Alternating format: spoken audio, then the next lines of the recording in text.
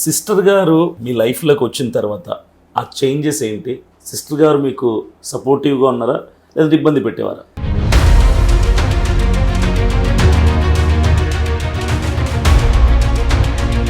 మీ సేవా జీవితంలో మీరు చేస్తున్న సేవ కంటే ప్రార్థన ఎక్కువ చేస్తారు, అది కూడా ఉపవాస ప్రార్థన ఎక్కువ చేస్తారు.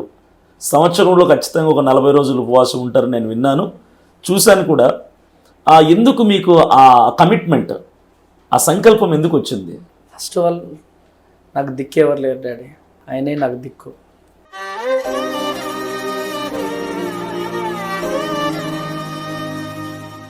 స్టూడెంట్కి ఎగ్జామ్స్ జరుగుతున్నప్పుడు ఎగ్జామ్ ఫ్యాడ్ పెన్ను తీసుకొచ్చుకుంటాడు వాడు. అన్న ప్రార్థన చేయండి అన్న, ఈ ఫ్యాడ్కి పెన్నుకి ప్రార్థన చేయండి అన్న. ఆ రైతులు విత్తనాలు తీసుకొని వస్తారు. విత్తనాలు తీసుకొని వచ్చినప్పుడు ఆ విత్తనాలను బట్టి ప్రార్థన చేస్తాం. వీరి పంట సస్యశ్యామలంగా పండాలని చెప్పి ప్రార్థన చేస్తావా? విత్తనాలకు ప్రార్థన చేసాడు పో అని చెప్పి తిట్టి వదిలగొడతావా? పెన్నుకు ఫ్యాడ్కి ప్రార్థన చేయడం ఏంది పో అని చెప్పి తిట్టి పంపించేస్తావా?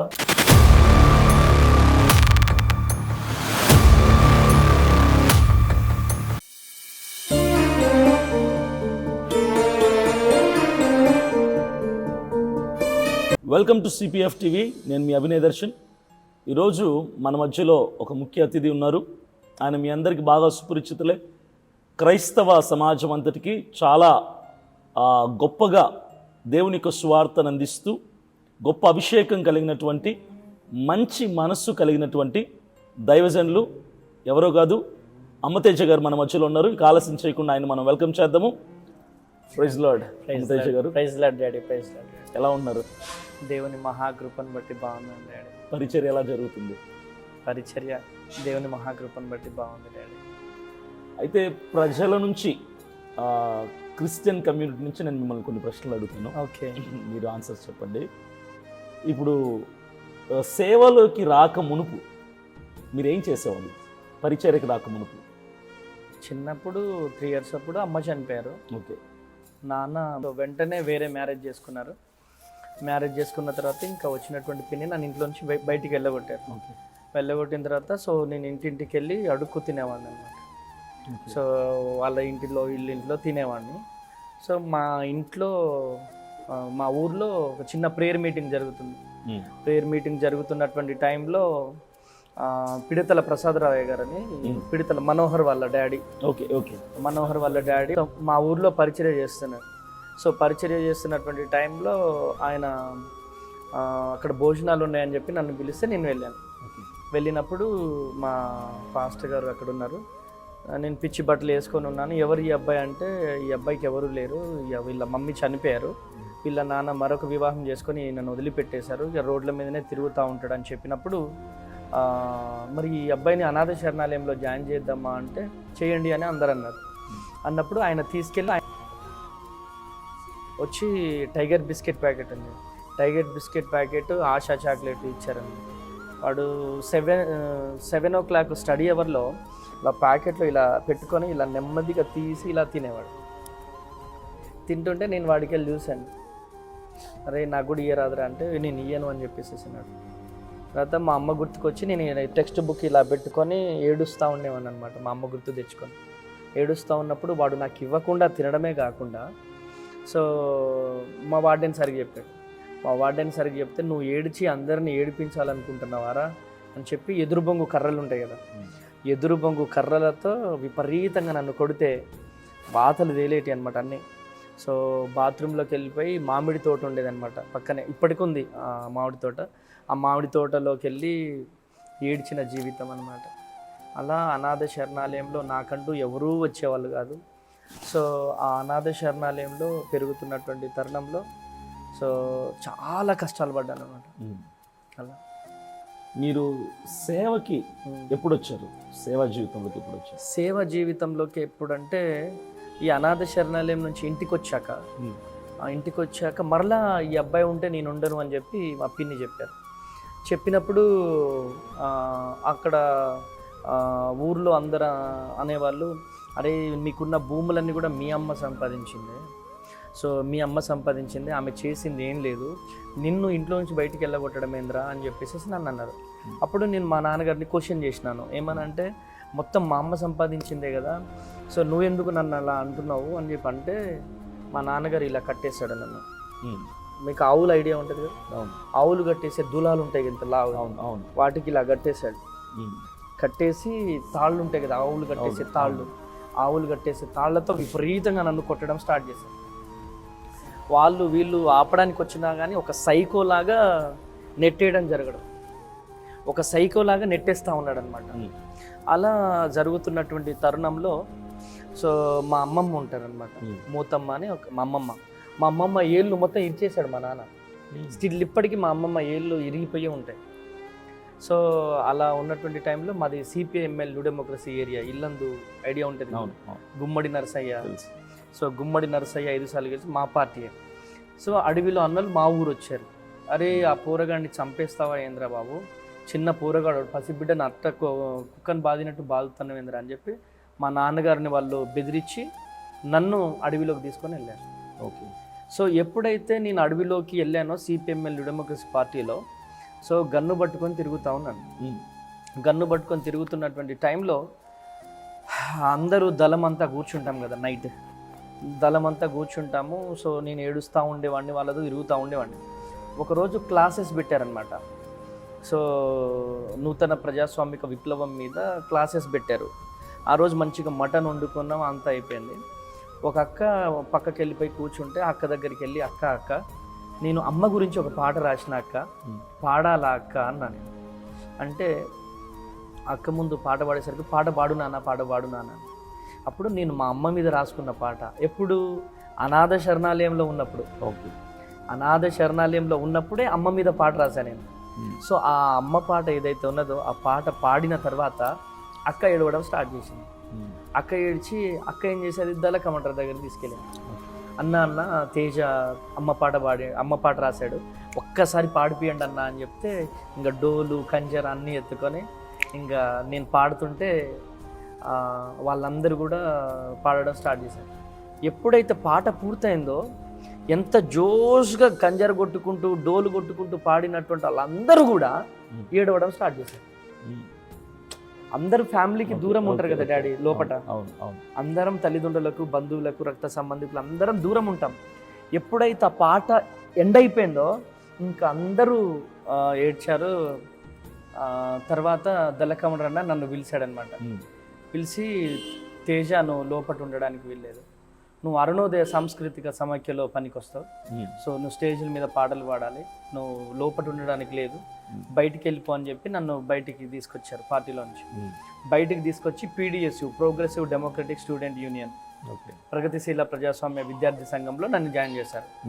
సో జాయిన్ చేసినప్పుడు అప్పుడు నాకు ఇల్లందు కమిటీ మెంబర్గా నన్ను తీసుకున్నారు.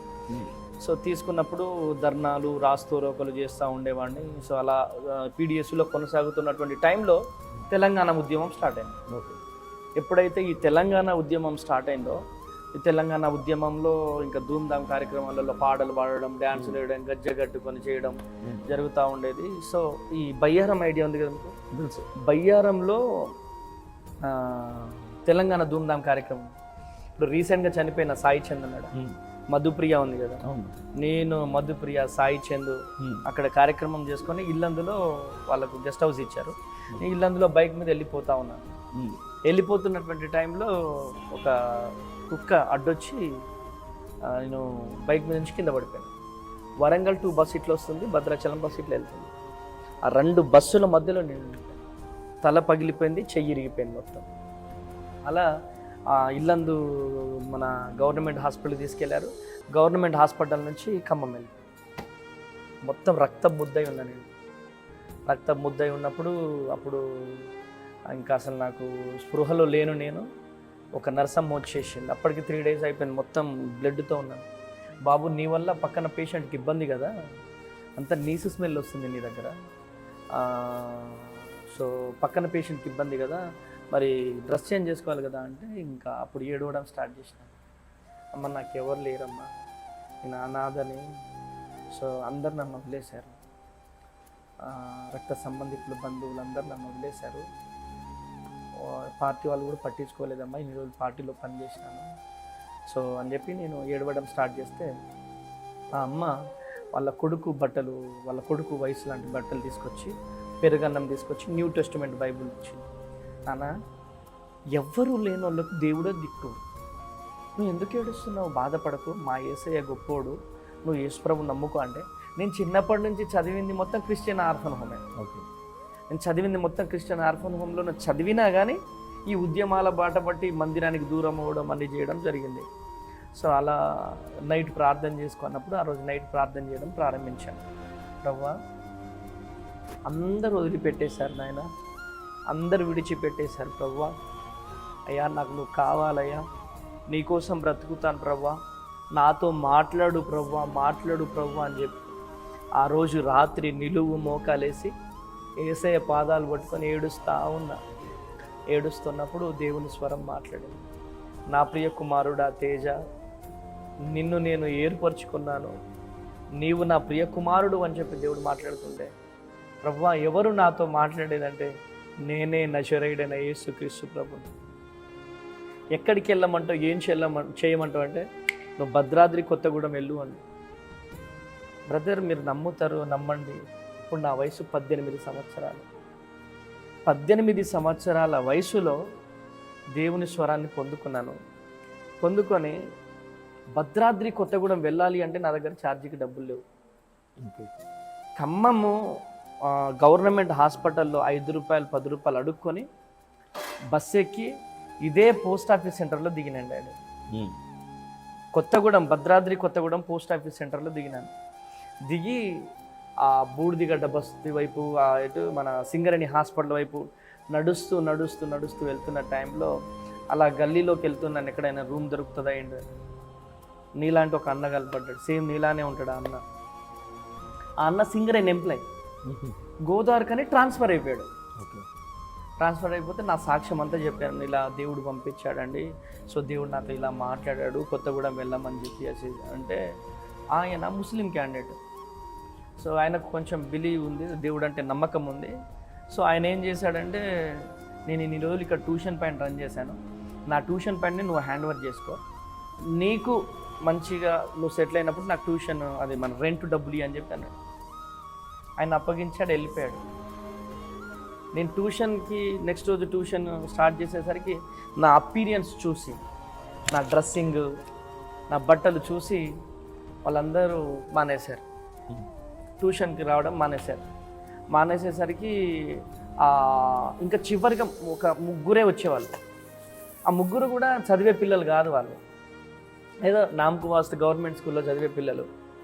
అయితే 1 రోజు అయిపోయింది, 2 రోజులు అయిపోయింది, 3వ రోజు డాడీ దేవుడు వింటున్నాడు నా ప్రయాస, ఫుల్ ఆకలి అవుతుంది, ఘోరంగా ఏడుస్తున్నాను, ఎందుకు పిలిచావు ఈ కొత్తగూడెం, ఏంటి ఆకలి అవుతుంది నాకు, పేగులు మొత్తుకుంటున్నాయి ప్రభు అని ఏడుస్తున్నప్పుడు ఆ 3 పిల్లలు వచ్చారు. ఓ అన్న ఏం చేస్తున్నావు అన్న అంటే, నేను ఏడుస్తా ఉన్నా. ఎందుకు ఏడుస్తున్నావు అన్న, పిచ్చోడు ఏడ్చినట్టు. లేదు తమ్ముడు, నాకు ఎవరు లేరు తమ్ముడు, సో అందరూ నన్ను వదిలేశారు, తినడానికి ఏం లేదు తమ్ముడు, గ్యాస్ లేదు ఏం లేదంటే, గ్యాస్ కొనుక్కోవచ్చు అన్న అంటే, నా దగ్గర లేవు తమ్ముడు అని చెప్పినాను. అప్పుడు వాళ్ళ ఇంటి దగ్గర నుంచి బాక్స్ అన్నం తీసుకొచ్చి ఇస్తే ఆ 3 బాక్సులు 3 రోజులు అన్నం తిన్నాను. సో అలా ఎన్నో కష్టాలు పడ్డాను భద్రాద్రి కొత్తగూడెంలో. తర్వాత వాళ్ళకి ఆ 3 పిల్లలకు చెప్పిన అనమాట, తల్లిదండ్రుల విలువ ఏంటి, తల్లిదండ్రులు లేకపోతే ఎంత కష్టం అవుతుంది, తల్లిదండ్రులు లేకపోతే ఎంత కష్టాలు పడాల్సి వస్తుంది అని చెప్పి వాళ్ళకి చెప్పినప్పుడు, మీరు చాలా అదృష్టవంతులు, మీ తల్లిదండ్రుల్ని మంచిగా చూసుకోండి అని చెప్పినప్పుడు ఈ పిల్లలు ఏడ్చుకుంటూ వెళ్ళి వాళ్ళ తల్లిదండ్రుల పాదాలు ఒత్తడం, వాళ్ళ తల్లిదండ్రులు ఏది చెప్తే వెంటనే అది వినడం. తల్లిదండ్రులు చేంజింగ్ చూసి అసలు ఎవరు ఈ అబ్బాయి, మన పిల్లల్ని ఇట్లా మార్చిండు, ఎంత చెప్పినా వినని పిల్లలు ఇంత చక్కగా వింటున్నారేంటి వీళ్ళు అని చెప్పి విన్నప్పుడు ఆ 3 పిల్లల తల్లిదండ్రులను వచ్చి అడిగారనమాట, ఏంటి పరిస్థితి అని చెప్పినప్పుడు నా స్థితి అంతా చెప్పిన, అరే మా పిల్లలు మంచిగా మారారు, మా పిల్లలు మంచి స్థితిలో ఉన్నారు ఈరోజు, మేము ట్యూషన్ పిల్లల్ని మాట్లాడతామని చెప్పి వాళ్ళే కాలనీ అంతా తిరిగి పిల్లల్ని తీసుకొచ్చారు. 3 ప్రారంభమైంది, 70 మంది అయ్యారు ట్యూషన్ పిల్లలు. నా కింద ఇంకొక ట్యూషన్ పిల్లల్ని పెట్టేసేసి అలా అమ్మ అనే పేరుతో అమ్మ ట్యూషన్ పాయింట్ స్టార్ట్ చేశాను. ఓకే. సో అమ్మ ట్యూషన్ పాయింట్ స్టార్ట్ చేసిన తర్వాత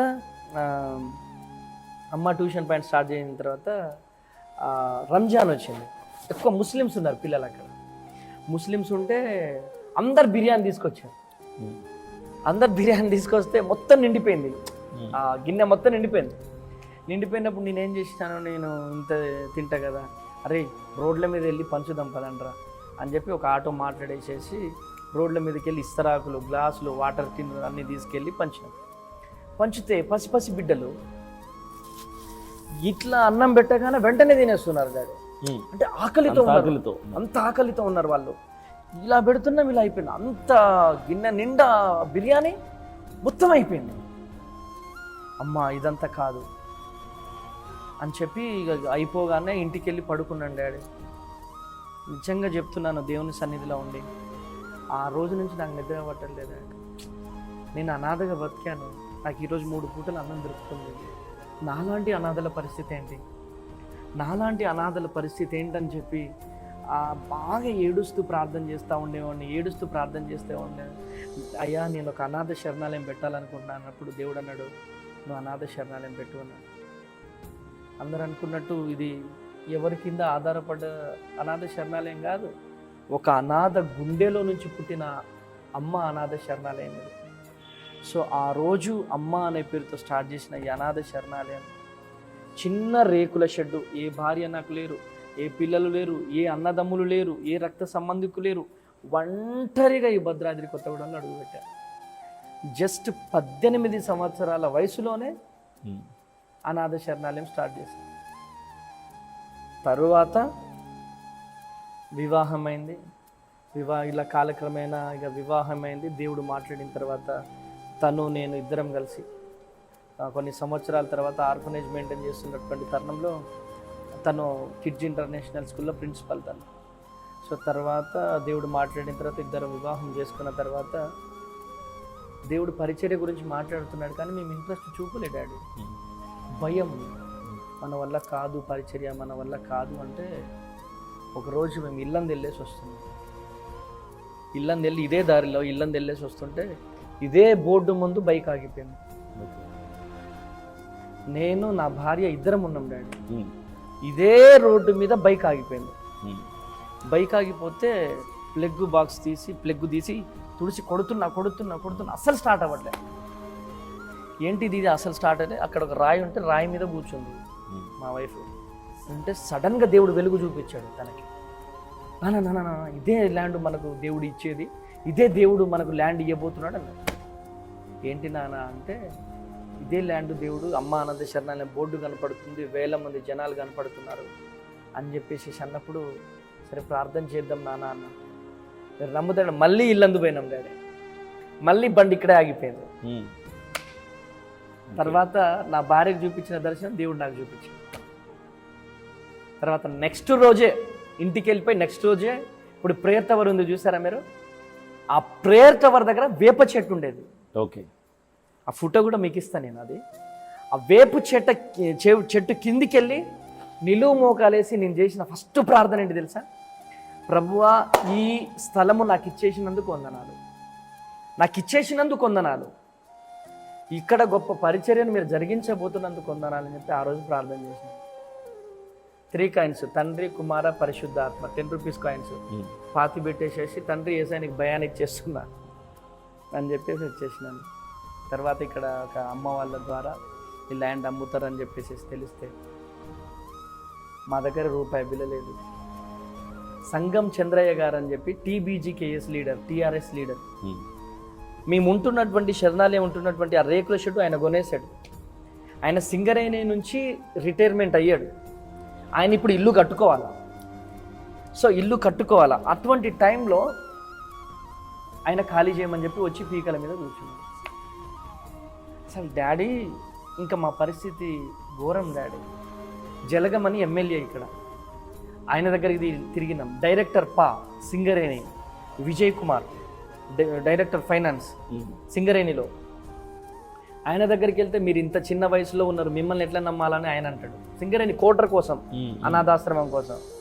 ఈ ఎమ్మెల్యే గారు ఏమన్నారు, మీరు క్రిస్టియన్స్, మీరు వినాయక చవితి అండ్ శ్రీరామనవమి ఆయన రంజాను ఇంకా క్రిస్మస్ అన్నీ చేస్తా అంటేనే మీకు అలాట్ చేస్తాం. అది మనం చేయలేం కదా సార్, అది మేము చేయలేం సార్ అని చెప్పేసి ఎప్పుడు తిప్పుకొని తిప్పుకొని తిప్పుకొని తిప్పుకొని 100 సార్లు అలా చుట్టూ తిరిగిన తర్వాత మాకు చెప్పినటువంటి ఆన్సర్ అది. మా వైఫ్ 9th మంత్ ప్రెగ్నెంట్గా ఉండి లిటిల్ బర్డ్ స్కూల్లో వర్క్ చేసి తను తీసుకొచ్చిన శాలరీతో శరణాలయం రన్ అయ్యేది. అరే ఎమ్మెల్యే గారు వచ్చారు అనగానే వెంటనే తన స్కూల్కి వెళ్ళడం, బైక్ ఎక్కించుకొని వెళ్ళడం, మళ్ళీ ఎమ్మెల్యే గారి దగ్గరికి వెళ్ళడం, సార్ ప్లీజ్ సార్ మాకు కోటర్ సార్, నిల్చొని కాళ్ళు వాపు వచ్చేది మా వైఫ్. అలా మనుషుల చుట్టూ తిరిగి అలసిపోతే సంగం చంద్రయ్య గారు వచ్చి ఖాళీ చేయమని. ఇక మా పరిస్థితి చూడండి, నువ్వు ఖాళీ చేస్తావా లేదా అని పీకల మీద కూర్చుంటే, సార్ 1 రోజులు నాకు టైం ఇవ్వండి సార్ అని చెప్పిన. 1 రోజుల్లో కంప్లీట్ డోర్ వేసుకొని రూమ్లోకి వెళ్ళిపోయినాయి. ఒకటే ఏడుపు, ప్రవ్వా నన్ను కొత్తగూడెం ఎందుకు నడిపించావు, నాకు స్థలం ఇస్తావా లేదా అని చెప్పి దేవుడితో ఫైటింగే. అది రేకుల షెడ్ చిన్నదే కాబట్టి నేను సపరేట్గా వేరే రూమ్లో ఉండడానికి లేదు. పిల్లలు అన్నం తినేటప్పుడు మన ఆర్ఫనైజ్ పిల్లలు, డాడీ ఒక ముద్ద తిను డాడీ అని ఏడ్చేవాళ్ళు. వద్దమ్మా నేను తినొద్దమ్మా, మీరు వెళ్ళి తినండి. నా వేదన చూసి, నా ఆకలి చూసి పిల్లలు కూడా కొంతమంది ఉపవాసం ఉండేవాళ్ళు. నా భార్య అయితే వచ్చి ఏడ్చుకుంటా తిను నాన్న అంటే ఎల్లో అనేటోండి. దేవుని మీద కసి. ఎందుకంటే మనకు దిక్కెవరున్నారు? ఇప్పుడు మనం ఇంతమంది పిల్లల్ని తీసుకొని ఎక్కడికి వెళ్ళగలుగుతాం? వెళ్ళలేం కదా. ఆ పౌరుషంతో 21 రోజు సమర్పించుకొని వాటర్ మీదనే ఇక ఏసయ్యా అని గోజులాడి తిట్టాడు, బొర్లడం, ప్రార్థన చేయడం, ఏసయ్యా. నమ్మండి నమ్మకపోండి, 22వ రోజు వచ్చి మన శరణాలయం ముందు కారు ఆగింది. భార్యాభర్తలు ఇద్దరు వచ్చి యేసు ప్రభు మాతో మాట్లాడాడు. పాస్టర్ బాబు తేజ అనే అబ్బాయి దగ్గరికి మీరు వెళ్ళండి, ఆ అబ్బాయి ఉపవాసంలో ఉన్నాడు, అబ్బాయి దగ్గరికి వెళ్ళి మీరు ల్యాండ్ కొనియండి అని చెప్పి దేవుడు వాళ్ళతో క్లియర్గా మాట్లాడాడు. వాళ్ళు వచ్చి నాతో చెప్పినటువంటి మాట, దేవుడు నీకు ల్యాండ్ కొనిమన్నాడు అని చెప్పి ఆ రోజు ఊపిరి పీల్చుకొని ఇక ఇదే ల్యాండ్ ఇక ఫిక్స్, దేవుడు మాట్లాడేసింది, ఇదే ల్యాండ్. తిరిగి అలసిపోయినా. వాళ్ళు ఎంత అన్నారు? ఫస్ట్ 70 లక్షలు అన్నారు, 50 లక్షలు అన్నారు. కానీ అద్భుతమైనటువంటి రీతిలో కొన్ని లక్షల రూపాయలు పెట్టి ఒక కుటుంబం కొనిచ్చింది. ఇది ఎవరు అవునన్నా కాదన్నా దేవుడు చేసిన అద్భుతం ఈ గ్రామ ప్రజలందరికీ తెలుసు కదా. అవును. అమ్మ తేజ అబద్ధం ఆడుతున్నాడా, అమ్మ తేజ గారు నిజం చెప్తున్నాడా ఏంటని ఇక్కడ సర్పంచ్కి తెలుసు, ఇక్కడ ఎంపీటీసీకి తెలుసు, అందరికీ తెలుసు. ఇది సత్యం, ఇది దేవుడు చేసే కార్యం. ఇది పోనీ వాళ్ళిద్దరు భార్యాభర్తలు ఇద్దరు లక్షల రూపాయలు పెట్టి ఇలా మా చేతిలో పెడుతుంటే ఆ కట్టల డబ్బులు మా జీవితంలో ఎప్పుడు చూడలే. కాగితం రాసి కాగితం నా చేతిలో పెట్టేటప్పుడు వాళ్ళిద్దరు ఏడుస్తున్నారు. ఎందుకు? దేవుడు మాకు ఇచ్చినటువంటి మాటను మేము నెరవేర్చుకున్నాం అంటే అనే ఆనంద బాష్పాలు. వాళ్ళను దేవుడు పంపించాడు, ఈ అద్భుతమైన స్థలం వచ్చేసింది డాడీ. సో తరువాత అవతల చివరిది ఉంది కదా రేకుల, అవతల చివరిది చివరిది టకా చిన్న రేకులది కట్టుకున్నాం డాడీ. అందరం వచ్చేసినాం అక్కడి నుంచి. ఇక్కడ ఒక బాత్రూమ్ లేదు, ఇక్కడ ఒక బోర్ లేదు, ఏం లేదు. పాములు, పెద్ద పెద్ద పాములు ఇక్కడ. అండ్ వాటర్ లేదు, స్నానం చేయడానికి వాటర్ లేదు. ఇక్కడ నుంచి ఫిల్టర్ బెడ్ దాదాపుగా 3 కిలోమీటర్లు. ఆ 3 కిలోమీటర్ల నుంచి ఈ జామాలి చెట్ల నుంచి, ఈ మామిడి చెట్ల నుంచి మోసుకొని వచ్చేవాళ్ళం మేము. అలా 1.5 సంవత్సరం కష్టపడ్డాం డాడీ. ఈ జామాలి చెట్ల నుంచి ఈ పోలీస్ క్వార్టర్, ఇప్పుడు పోలీస్ క్వార్టర్ పడ్డది, అక్కడి నుంచి మోసుకొని వచ్చేవాళ్ళం. అలా సంవత్సరంన్నర తర్వాత ఒక బోరు, ఆ బోర్ తర్వాత చిన్న బాత్రూమ్లు, ఏది చేసినా ఉపవాసం ఉపవాసం ఉపవాసం. మందిరం కట్టాలంటే ఉపవాసం, ఆ బిల్డింగ్ కట్టాలంటే ఉపవాసం. ఉపవాసం తర్వాతనే ఏదైనా. తర్వాత దేవుడు మాట్లాడాడు, నువ్వు పరిచర్యకు రావాలి అంటే ఇంకా పరిచర్యకు పూనుకున్నాం. పరిచర్య స్టార్ట్ చేసి ఈ గిరిజన గ్రామీణ ప్రాంతాలలోకి వెళ్ళిపోయి పరిచర్య చేస్తుంది. సో మీరు ముందు అనాథాశ్రమం ప్రారంభించిన తర్వాత ఎస్ పరిచర్లకు ఎస్ ఎస్ అవునండి. ఫస్ట్ అనాథ శరణాలయం. చాలా మందికి అంటే క్రైస్తవ సమాజంలో చాలా మంది సేవకులకు కూడా రీసెంట్ డేస్లో నాకు కూడా తెలియని విషయం ఏంటంటే మీకు అనాథాశ్రమం నడిపిస్తున్నారని, ఒక ఓల్డ్ ఏజ్ హోమ్ నడిపిస్తున్నారని మాకు తెలీదు. మాకు తెలిసిన ఏంటంటే మీరు సేవకులుగా, ఒక సువార్థికులుగా, ఒక పాస్టర్గానే మాకు తెలుసు తప్ప మీరు ఈ ఆర్ఫనేజ్ నడిపిస్తున్నట్టుగా మాకు తెలియదు. అయితే మీకు బ్లెస్సీ తేజ గారు, మీ వైఫ్ సతీమణి గారు, మీ లైఫ్లోకి వచ్చిన తర్వాత చేంజెస్ ఏంటి? రాకముందు ఎలా ఉండేవారు? రాకముందు ఒంటరి జీవితం. సో ఒంటరిగా ఫైట్ చేసేవాడిని.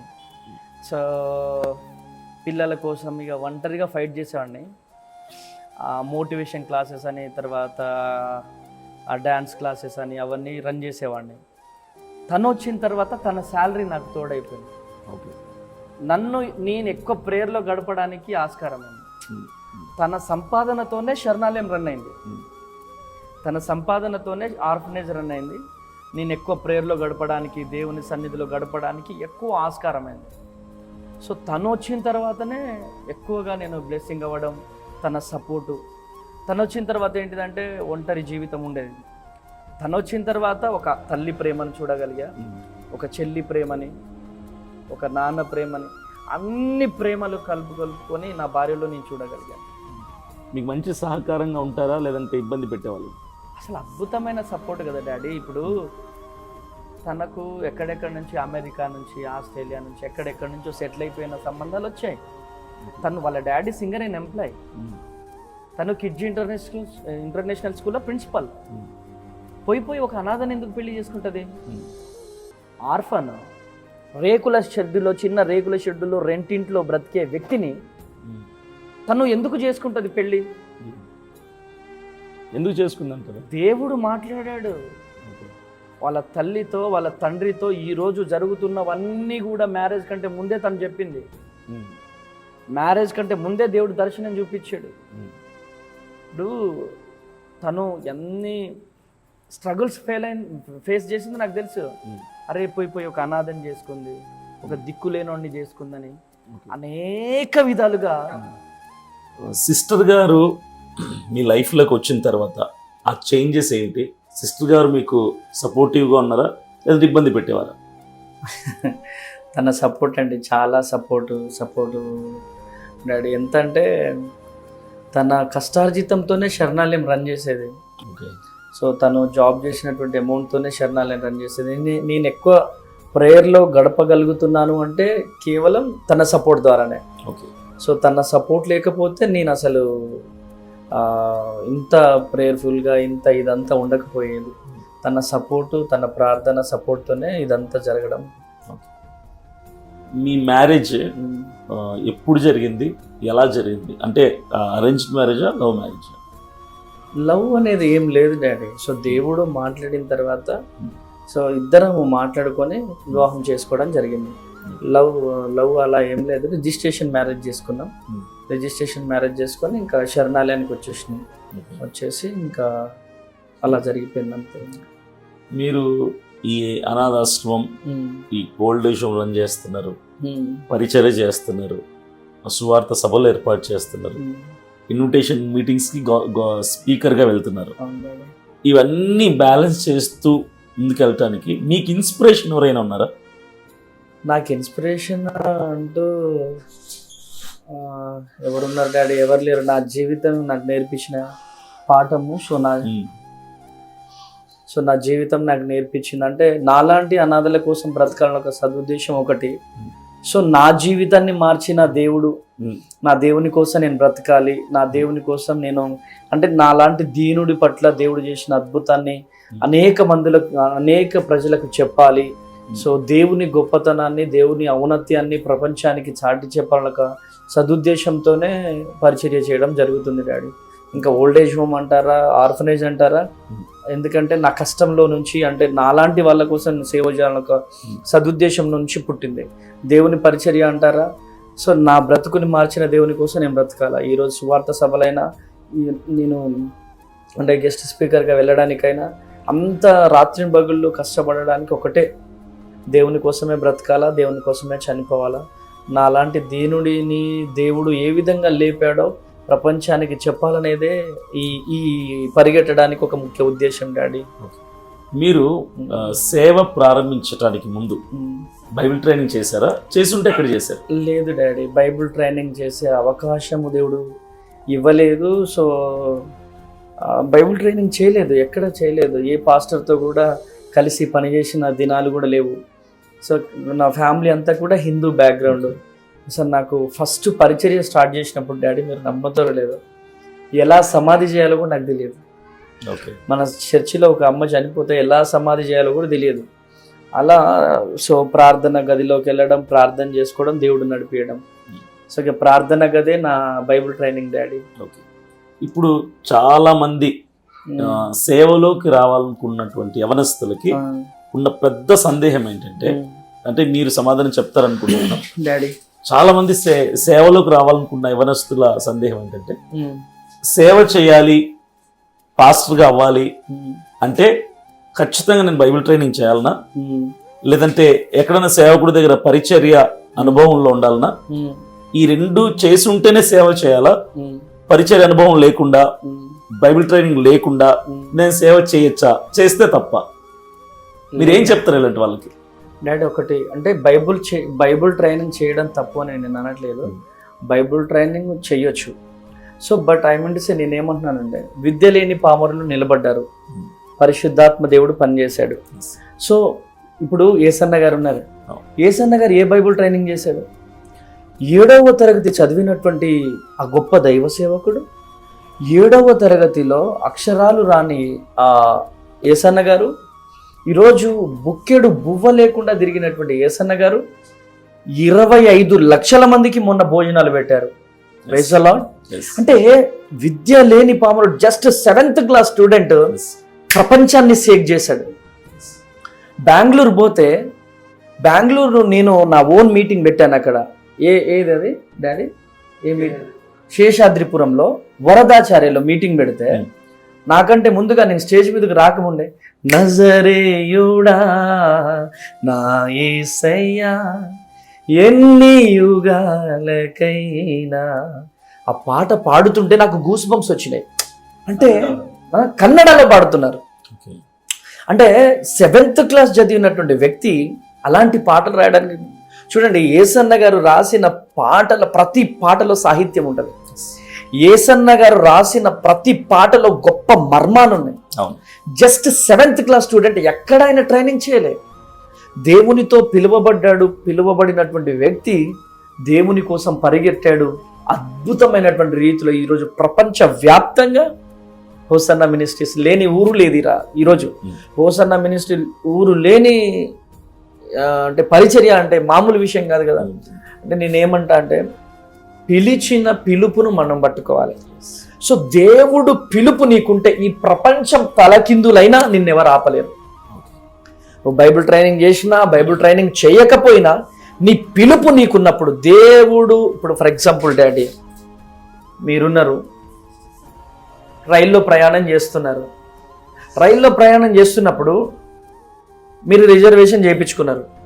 సో మీరు రిజర్వేషన్ చేయించుకున్నప్పుడు ఒక వ్యక్తి వచ్చి మిమ్మల్ని లేపుతాడు. ఏ ఉటో అంటాడు. ఏ కైకు అంటే ఏ హమారా సీట్ అంటాడు ఆయన. ఏ నక్కో హమారా ఏ హమారా అని మనం అంటాం.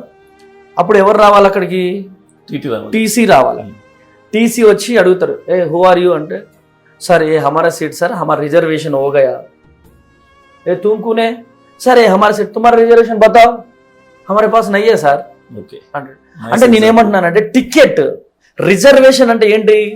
దేవుని పిలుపు. ఓకే. సో దేవుని పిలుపు నీ దగ్గర ఉన్నప్పుడు, దేవుని దగ్గర రిజర్వేషన్ అయినప్పుడు నిన్ను ఎవరు లేపలేరు, నిన్ను ఎవరు ఆపలేరు. విద్య లేని పామరులను దేవుడు పిలిచాడు, వాళ్ళు నడుస్తుండగానే ట్రైనింగ్ ఇచ్చేసిండు. సో నేనేమంటా అంటే, దేవుని పిలుపు మనకున్నప్పుడు మన ప్రార్థన గదే మన ట్రైనింగ్ శాలగా మారిపోతుంది. అదే నా జీవితంలో నేను ఏ సేవకుడి దగ్గర పరిచర్య చేయలేదు, ఏ సేవకుడి దగ్గర ట్రైనింగ్ చేయలేదు. నా ప్రార్థన గదే నా ట్రైనింగ్ గది డాడీ.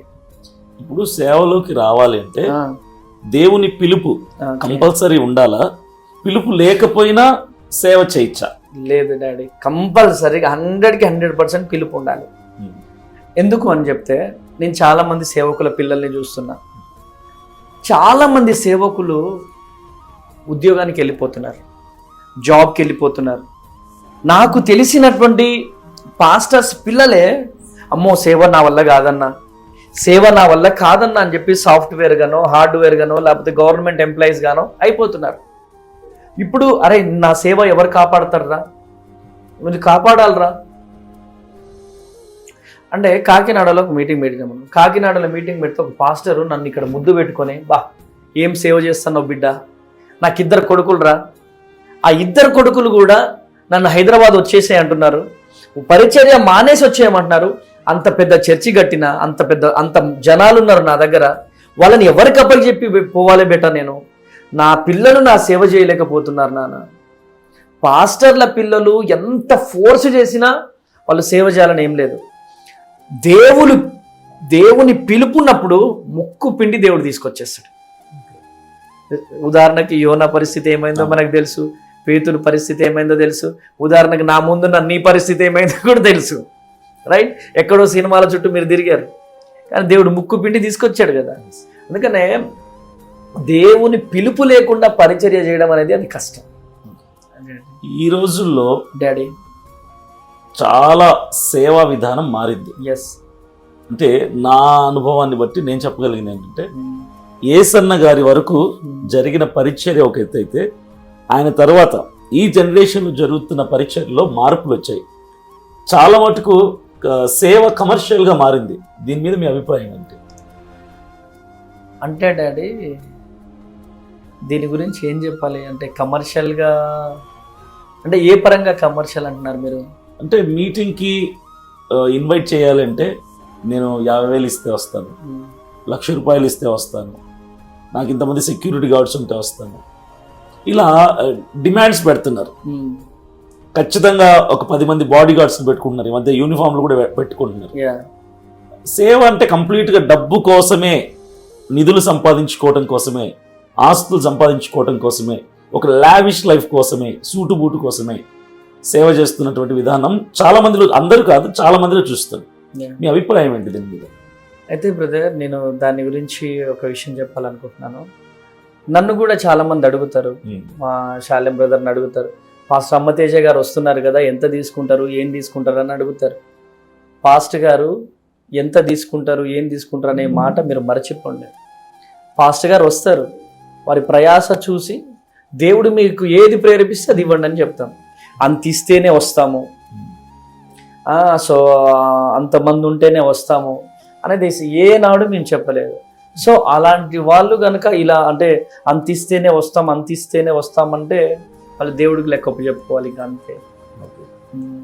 అయితే నేను విన్నది ఏంటంటే, మీ సేవా జీవితంలో మీరు చేస్తున్న సేవ కంటే ప్రార్థన ఎక్కువ చేస్తారు, అది కూడా ఉపవాస ప్రార్థన ఎక్కువ చేస్తారు. సంవత్సరంలో ఖచ్చితంగా ఒక 40 రోజులు ఉపవాసం ఉంటారు, నేను విన్నాను, చూశాను కూడా. ఎందుకు మీకు ఆ కమిట్మెంట్, ఆ సంకల్పం ఎందుకు వచ్చింది? ఫస్ట్ ఆఫ్ ఆల్ నాకు దిక్కేవారు లేరు డాడీ, ఆయనే నాకు దిక్కు. నేను ఇక్కడ 60 మందిని పోషిస్తున్నాను. వారి పోషణ ఖచ్చితంగా జరగాలి అంటే నేను నలగబడాలి. నేను నలగబడకుండా వాళ్ళు పోషింపబడరు, నెంబర్ 1. నెంబర్ 2 ఏంటిదంటే, ఈ పరిచర్య డెవలప్ అవ్వాలంటే నేను అక్కడ నలగబడాలి. సంవత్సరానికి కావాల్సినటువంటి పోషణ ఇక్కడున్న వృద్ధులకు కానీ ఇక్కడ ఉన్నటువంటి పిల్లలకు కావాలి అంటే నలగబడాలి. అండ్ ప్రతి సంవత్సరం నేను దేవునితో తీర్మానం ఏం తీసుకున్నానంటే, నూతన సంవత్సరంలో అడుగు పెట్టేటప్పుడు జనవరి నెలలో ప్రారంభిస్తాను నేను ఉపవాసం. జనవరి నెలలో 40 రోజులు ప్రభువా కట్టిక ఉపవాసం నేను ఉంటానని చెప్పి దేవునితో తీర్మానం తీసుకున్నాను. సో అంటే ఇప్పుడు సెల్ ఫోన్ స్విచ్ ఆఫ్ అయినప్పుడు మనం ఏం చేస్తాం, ఛార్జింగ్ పెడతాం కదా. సో అలానే ఇంకా నేను ఆత్మీకంగా బలపడడం కోసం, ఇంకా దేవుడి దగ్గర నుంచి వరాలు పొందుకోవడం కోసం, సో నేను రీఛార్జ్ అవ్వడం కోసం నేను ఉపవాసం ఉంటాను. ఓకే. అలా చాలామంది సేవకులు కావచ్చు, సేవకులే మీ మీద వ్యతిరేకంగా ఈ 40 days ఫాస్టింగ్ ఏదైతే ఉంటుందో, మీరు ఆ ప్రార్థనా గదిలోకి వెళ్తున్న ఆ ఫుటేజ్ బయటకు వచ్చినప్పుడు, వీడియో బయటకు వచ్చినప్పుడు చాలామంది వెటకారంగా, వ్యంగ్యంగా, ఇదేదో సమాధిలోకి వెళ్తున్నట్టుగా ఏడుస్తున్నాడు, చుట్టూ వాళ్ళు ఏడుస్తున్నారు, ఇదంతా హంబక్కు, ఇదేదో అని చెప్పి రకరకాలుగా కామెంట్ చేస్తున్నప్పుడు, విమర్శిస్తున్నప్పుడు మీకేమనిపిస్తుంది? అలాగే సిస్టర్ గారికి ఏమనిపిస్తుంది? మీతో ఉన్న పరిచారకులకి ఏం ఫీల్ అవుతారు ఆ టైంలో? అంటే యాక్చువల్లీ డాడీ వాళ్ళు ఇక్కడికి వచ్చి చూడరు కాబట్టి వాళ్ళకి అది అంటే ఎందుకు ఏడుస్తున్నారు వీళ్ళు అని చెప్పి అనిపిస్తుంది. కానీ వన్స్ ఇక్కడికి వచ్చి చూసినప్పుడు, సేవకుడు వన్స్ 40 days ప్రేయర్ టవర్లోకి వెళ్ళిపోయినప్పుడు ఎలా వెళ్తాడో సంఘస్థులకు తెలుసు, రైట్? వచ్చేటప్పుడు ఎలా వస్తాడో సంఘస్థులకే తెలుసు. సంఘ బిడ్డలు ఇప్పుడు వెళ్ళేటప్పుడు నేను ఎంత వెయిట్తో వెళ్తానో సంఘస్థులకు తెలుసు. వచ్చేటప్పుడు నా ఆరోగ్య పరిస్థితి ఏంటి, నా స్థితి ఏంటి అనేది సంఘస్థులకే తెలుసు. నా సమర్పణ ఏంటో తెలుసు. లాస్ట్ టైం ఉపవాసం ఉన్నాను, 23.5 kgs తగ్గాను. 40 daysలో 23.5 kgs తగ్గాను. సో బక్కగా అయిపోయి వచ్చాను. ఆ కసి అంటే దేవుని కోసం బ్రతకాలని ఒక తాపత్రయం. వీళ్ళు అంటే లోపల 40 days నేను ఒంటరిగా ఉన్నప్పుడు నా భార్య ఏమని ఫీల్ అవ్వాలా, నా భర్త ఎలా ఉన్నాడో, నా పిల్లలు, మా డాడీ ఎలా ఉన్నాడో నేను గుర్తుకొచ్చి, నా పిల్లలు ప్రేయర్ టవర్ దగ్గర ఏడుస్తూ ఉంటారు, నా సంఘం వచ్చి ఏడుస్తూ ఉంటుంది. 40 రోజులు సంఘానికి దూరంగా ఉండాలి, భార్యకు దూరంగా ఉండాలి, పిల్లలకు దూరంగా ఉండాలి, లోపల కట్టిక ఉపవాసం ఉండాలి. ఈ సమర్పణ అనేది ఒక డోర్ ఇలా తీయకుండా ఆ రూమ్లోకి వెళ్ళి ఇలా కూర్చోవాలా? అసలు ఏముండదు నీతో. ఒక రూమ్లోకి వెళ్ళి ఇలా కూర్చొని 40 రోజులు మనం ఉండగలుగుతామా? Just imagination. ఎంత వర్షం పడ్డా రూమ్లో ఉండి ఏదో టీవీ చూసుకోనో లేకపోతే ఇంకోటో చూసుకుంటే ఇలా కూర్చుంటాం. ఒక రోజు కూర్చుంటామేమో, నెక్స్ట్ రోజు బయటికి వెళ్ళకుండా ఉండగలుగుతామో మనం? ఉండలేదు. ఒకటే గదిలో ఇలా కూర్చొని 40 రోజుల తర్వాత బయటికి రావడం అంటే అది అంటే మాట్లాడే వాళ్ళు ఏంటిదంటే వాళ్ళకి వాట్ ఇస్ వాట్ అనేది తెలియదు. మా సమర్పణ ఏంటి, మేము ఎంత నలిగిపోతాం అనేది వాళ్ళకి తెలియదు. నేను ఎంత నలిగిపోతానో నా సంఘ బిడ్డలకు తెలుసు కదా, నా భార్యకు తెలుసు కదా, నా పిల్లలకు తెలుసు కదా. అందుకనే మా సేవకుడు ఇలా వెళ్తున్నాడని వాళ్ళు ఏడుస్తారు. సో వాళ్ళు ఏడ్చినందుకు, వాళ్ళు క్రిటిసైజ్ చేస్తే సమాధిలోకి వెళ్తున్నాడా అంటే నా మీదున్న ప్రేమ వాళ్ళకి. వాళ్ళు ఏడ్చినందుకు, వాళ్ళు బాధపడ్డది సరే, మనం అందరికీ నచ్చాలని లేదు కదా డాడీ. అలా సో ప్రజలకి నేను చెప్తున్నాను, క్రైస్తవ సమాజం అంతటికి, అలాగే అమ్మతేజ గారిని ఎవరైతే ఈ ఉపవాసానికి ఆ ప్రార్థనా గదిలోకి వెళ్తున్న ఆ సన్నివేశాన్ని, ఆ వీడియోని చూసి ఎవరైతే క్రిటిసైజ్ చేస్తున్నారో వాళ్ళందరికీ నేను ఒకటే చెప్తున్నా. నేను ఈరోజు అమ్మతేజ గారి యొక్క సంస్థానానికి వచ్చాను, ఈ ప్రేయర్ టవర్ని చూశాను, ఆర్ఫనేజ్ చూశాను, ఓల్డ్ ఏజ్ హోమ్ చూశాను, చర్చ్ చూశాను. ఆ ప్రార్థనా గది నేను కూడా వీడియో చూసినప్పుడు, ఆ టైంలో సంవత్సరం క్రితం అమ్మతేజ గారిని నేను కూడా చాలా విమర్శించాను. కానీ ఇక్కడికి వచ్చి చూసిన తర్వాత ప్రార్థనా గది ఆ పెద్ద హాల్లా ఉంటుందేమో అనుకున్నాను, ఒక బెడ్రూమ్ లాగా ఉంది. ఆ గదిలోకి వెళ్తే 40 రోజులు ఈయన గదిలోంచి బయటికి రారు. 40 రోజులు ఈయన మీద ఆధారపడి దాదాపుగా 50 నుంచి 100 మంది వరకు ఉన్నారు. 2 చిన్నపిల్లలు ఉన్నారు, సిస్టర్ గారు వైఫ్ ఉన్నారు, వృద్ధులు ఉన్నారు, అనాథ పిల్లలు ఉన్నారు. వీళ్ళందరూ కూడా 40 రోజుల వరకు ఈయన బయటికి నేరుగా చూడలేరు. ఇలాంటి పరిస్థితిలో కన్నీటితో ఆయన లోపల పంపిస్తున్నారు. 40 రోజులు లేరు కాబట్టి అలాంటి పరిస్థితిని వాళ్ళు ఊహించుకొని, బ్రదర్ చెప్పినట్టుగా ఆ సన్నివేశం ఉంటే అర్థమవుతుంది ఆ బాధ ఎలా ఉంటుందని. ఇంకోటి, 40 రోజులు ఒక వ్యక్తి గదిలో నుంచి బయటికి రాకుండా అంటే చాలా కఠినమైనటువంటి పరిస్థితి. సో దయచేసి సేవకులారా, క్రైస్తవ సమాజమా, ఎవరు కూడా ఈ సన్నివేశాన్ని బట్టి ఎప్పుడు విమర్శించకండి. మనం ఎలాగ ఉపవాసం ఉండలేం, ఉన్న వాళ్ళ కోసం ప్రార్థన చేద్దామని నేను కోరుకుంటున్నాను మనసారి. సో ఇంకొకటి, ఇప్పుడు సేవ చేస్తున్న వాళ్ళకి మీరు ఒక సలహా ఇవ్వండి. ఉపవాసం కంపల్సరీ ఉండాలా? ఉపవాసం లేకుండా ప్రార్థన చేస్తే దేవుడు వినడా? డిఫరెన్స్ ఏంటి? ఏసన్న గారు ఒక మాట అన్నారు, ఆ మాట నా గుండెల్లో పాతకపోయింది డాడీ. 100 సంవత్సరాలలో జరగాల్సిన పరిచర్య 10 సంవత్సరాలలో కంప్లీట్ అవ్వాలంటే ఉపవాసం ఉండాలి. మీరు ఏసన్న గారు రాసిన ప్రతి పాట చూడండి. ఈరోజు ఆ పాటలు వినని వాళ్ళు లేరు, ఆ పాటని పాడని వాళ్ళు లేరు. ఈరోజు హెబ్రోను, లూథరన్, ప్రతి సంఘము పెంతికోస్తు అనుభవాన్ని వ్యతిరేకించే ప్రతి సంఘ బిడ్డలు కూడా పాడుకోగలుగుతున్నారంటే ఆయన 40 days ఫాస్టింగ్ ఉండి పాటలు రాస్తాడంట. అలా ఉపవాసం ఉండి పాటలు రాశాడు కాబట్టి చరిత్ర సృష్టించగలిగాడు. అంటే నేను ప్రతి ఒక్కరిని ఉపవాసం ఉండమని చెప్పి నేను అనట్లేదు, కానీ ఉపవాసం ఉంటే మాత్రం నేను ఒకటి గమనించా, నీ ఏళ్ళు దేవుణ్ణి స్తుతిస్తాయి, నీ శరీరంలో ఉన్న ప్రతి ఒక్క అణువణువు దేవుణ్ణి స్తుతిస్తుంది, నీ పేగులు దేవుణ్ణి స్తుతిస్తాయి, నీ శరీరం అంతా దేవుణ్ణి స్తుతిస్తుంది, నీ హృదయం కూడా దేవుణ్ణి స్తుతిస్తుంది. ఉపవాసం ఉంటే ప్రతి అణువణువు దేవుణ్ణి స్తుతిస్తుంది. ఉపవాసం ఉండకపోతే నీ హృదయమే దేవుడు అంటే మామూలుగా ఉంటుంది మంట. ఉపవాసం ఉంటే అసలు ఇంకా ప్రతి శరీరంలో ఉన్న ప్రతి ఒక్క అణువణువు దేవుణ్ణి స్తుతిస్తాడు.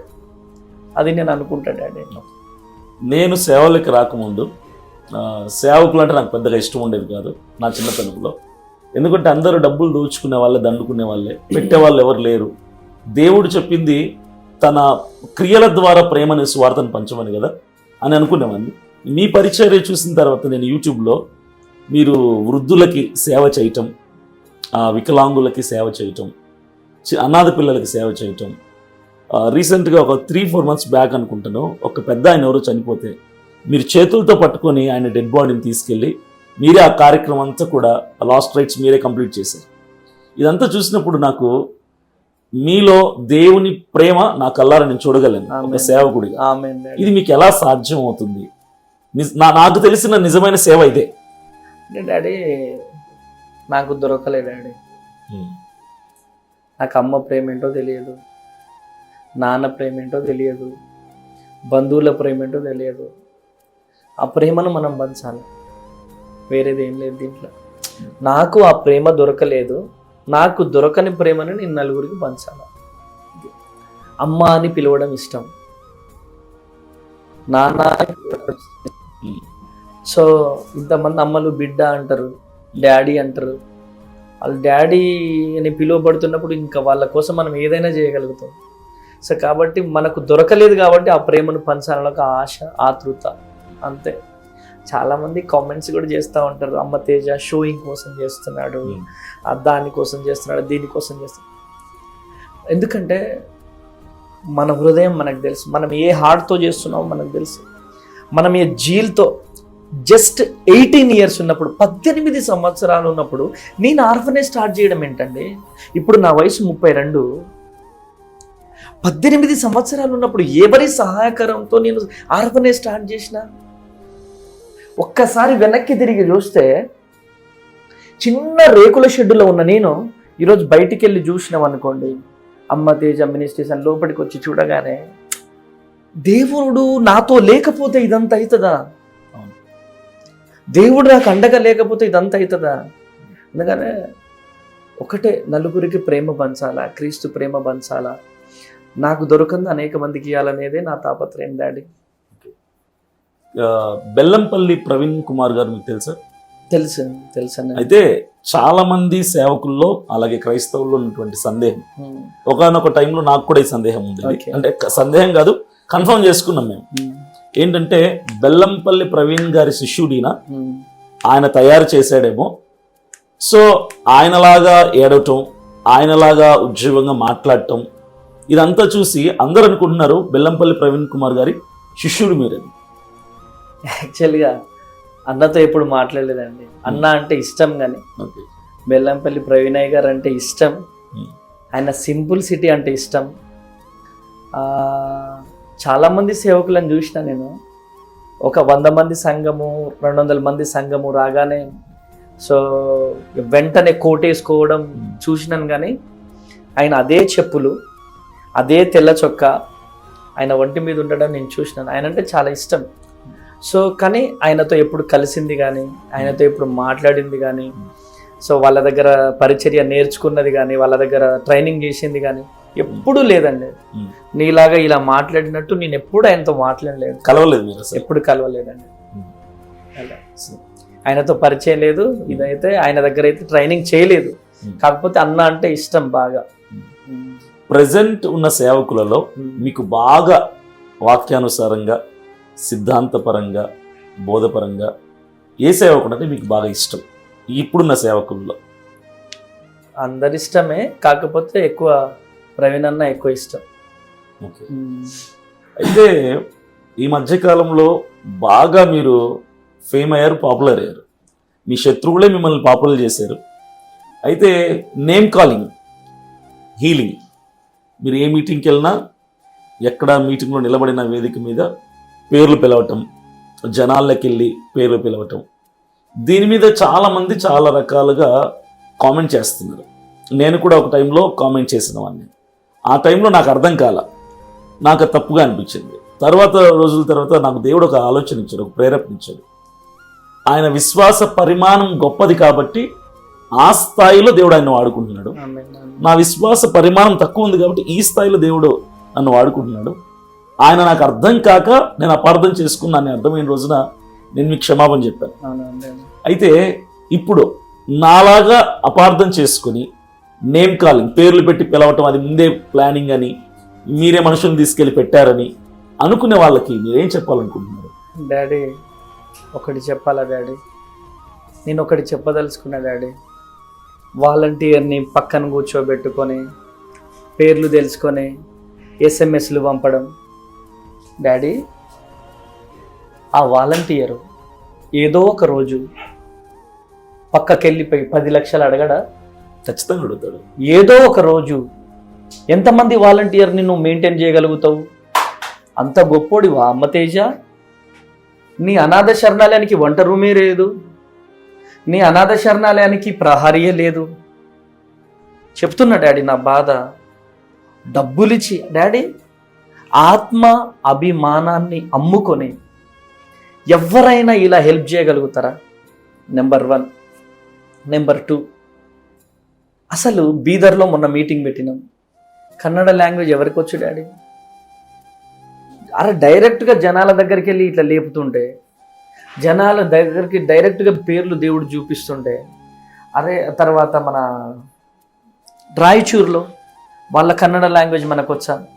ఇప్పుడు ఇన్ని రోజులు ఫంక్షన్ హాళ్ళల్లో పెట్టినాం కాబట్టి వాలంటీర్స్ ఇట్లా చేశారు. రాయచూరులో ఏ వాలంటీర్ ఉన్నాడు? బీదర్లో ఏ వాలంటీర్ ఉన్నాడు? బెంగళూరులో ఏ వాలంటీర్ ఉన్నారు? నేను గెస్ట్ స్పీకర్గా పోయినా కదా. నిన్న పోయినాం ఎక్కడికి? ప్రకాశం జిల్లాకు పోయినాం. ప్రకాశం జిల్లాకు పోతే ఒక అమ్మాయి ఆశపడుతూ వచ్చింది. తల మీద చేయి పెట్టగానే ఈ బిడ్డ పేరు శాంతి అని చెప్పి దేవుడు మాట్లాడాడు. అది మీరు పెట్టిన మీటింగ్? మిమ్మల్ని ఇన్వైట్ చేశారు? నన్ను ఇన్వైట్ చేశారు. మీరు పెట్టింది కాదు, మీటింగ్ కాదు. వరుసగా ప్రార్థన చేయించుకోవడానికి వస్తున్నారు. ఓకే. వరుసగా ప్రార్థన చేయించుకుంటూ వస్తే అమ్మాయి పేరు దేవుడు చెప్పాడు. అమ్మాయి చదువుతున్న గ్రూప్ కూడా దేవుడు చెప్పాడు. రాయచూరు ఉంది. రాయచూరులో కూడా మనం పెట్టింది కాదు. బీదర్లో కూడా మనం పెట్టిన మీటింగ్ కాదు. నేను గెస్ట్ స్పీకర్గా పోయినా. ఓకే. గెస్ట్ స్పీకర్గా పోతే అక్కడ దేవుడు ఒక్కొక్కరి దగ్గరికి తీసుకెళ్ళిపోయాడు నన్ను. గుంటూరులో మొన్న గెస్ట్ స్పీకర్గా పోయినా. అదే స్టేజ్ మీద నిల్చున్నా, లెఫ్ట్ చూడు అన్నాడు దేశే. ఆయన ఎవరో ముసలాయన పాపం పాస్టర్ ఏడుస్తా ఉన్నాడు. ఆయన దగ్గరికి వెళ్ళి ఆయన సమస్య, ఆయన పేరుతో పాటు దేవుడు మాట్లాడాడు. అంటే ఒక్క మీటింగ్లో నువ్వు మేనేజ్ చేయగలుగుతావు, 2 మీటింగ్లలో మేనేజ్ చేయగలుగుతావు. వెళ్ళిన ప్రతి చోటలల్లో దేవుడు నాతో మాట్లాడుతూ ఉంటే నేనేం చేయాలా? అంటే దేవుడు చచ్చిపోయిన దేవుడా? ఆయన సజీవుడు కదా. ఆయన గొప్ప దేవుడు కదా డాడీ. దేవుడు నాతో మాట్లాడకపోతే 18 yearsలో నేను భద్రాద్రి కొత్తగూడెం ఎలా వస్తా? దేవుడు నాతో మాట్లాడకపోతే ఈ పరిచర్య ఎలా ఉంటుంది? అదే డాడీ నా బాధ, వేదనంతా. నేను ఒకటే డాడీ, దావీదుని అందరూ గొర్రెల కాపరిగా చూశారు, యోసేపును అందరూ ఖైదీగా చూశారు, కానీ దావీదుని అందరూ గొర్రెల కాపరిగా చూసిన దేవుడు రాజు అభిషేకం చూశాడు. యోసేపును అందరూ దొంగగా చూశారు, లేకపోతే ఖైదీగా చూశారు, కానీ దేవుడు ప్రధానమంత్రి అభిషేకం చూశాడు. నేను ఒకటే నమ్ముతున్నా, పాస్టర్ అమ్మతేజని ఎవరు ఎలా చూస్తున్నాడు అనేది లెక్క కాదు, దేవుడు నన్ను ఎట్లా చూస్తున్నాడు అనేదే లెక్క. ఈ మనుషులు నన్ను ఎట్లా చూస్తున్నాడు అనేది లెక్క కాదు, దేవుడు నన్ను ఎలా చూస్తున్నాడు అనేది లెక్క డాడీ. ఇన్ని రోజులు నేమ్ కాలింగ్ చేసేవాడిని, దేవుడిని అడిగే ఉపవాసం ఉండేది. ప్రభా నేమ్ కాలింగ్ కాదు, నువ్వు మనుషులనే చూపెట్టు. ఎప్పుడైతే ఈ రూమర్ వచ్చిందో, నేమ్ కాలింగ్ చేస్తుంటే రావట్లేదు డాడీ, జనాలు ముందుకి భయపడుతున్నారు, ట్రోలింగ్ చేస్తున్నారు కదా, భయపడుతున్నారు, బయట చూపించి వాళ్ళని ట్రోల్ చేస్తున్నారు, అందుకని రావట్లే వాళ్ళు. అందుకనే ప్రభువా నేను ఆ దేవుణ్ణి అడిగినాను, ప్రభువా నువ్వు మనుషులను కూడా చూపెట్టు ప్రభువా అని. అందుకని ఇప్పుడు ఏం జరుగుతుంది, జనాలలోకి వెళ్ళి లే అంటున్నా అంతే, యేసునామంలో. వాళ్ళకు షేకింగ్ వచ్చేస్తుంది, వాళ్ళకి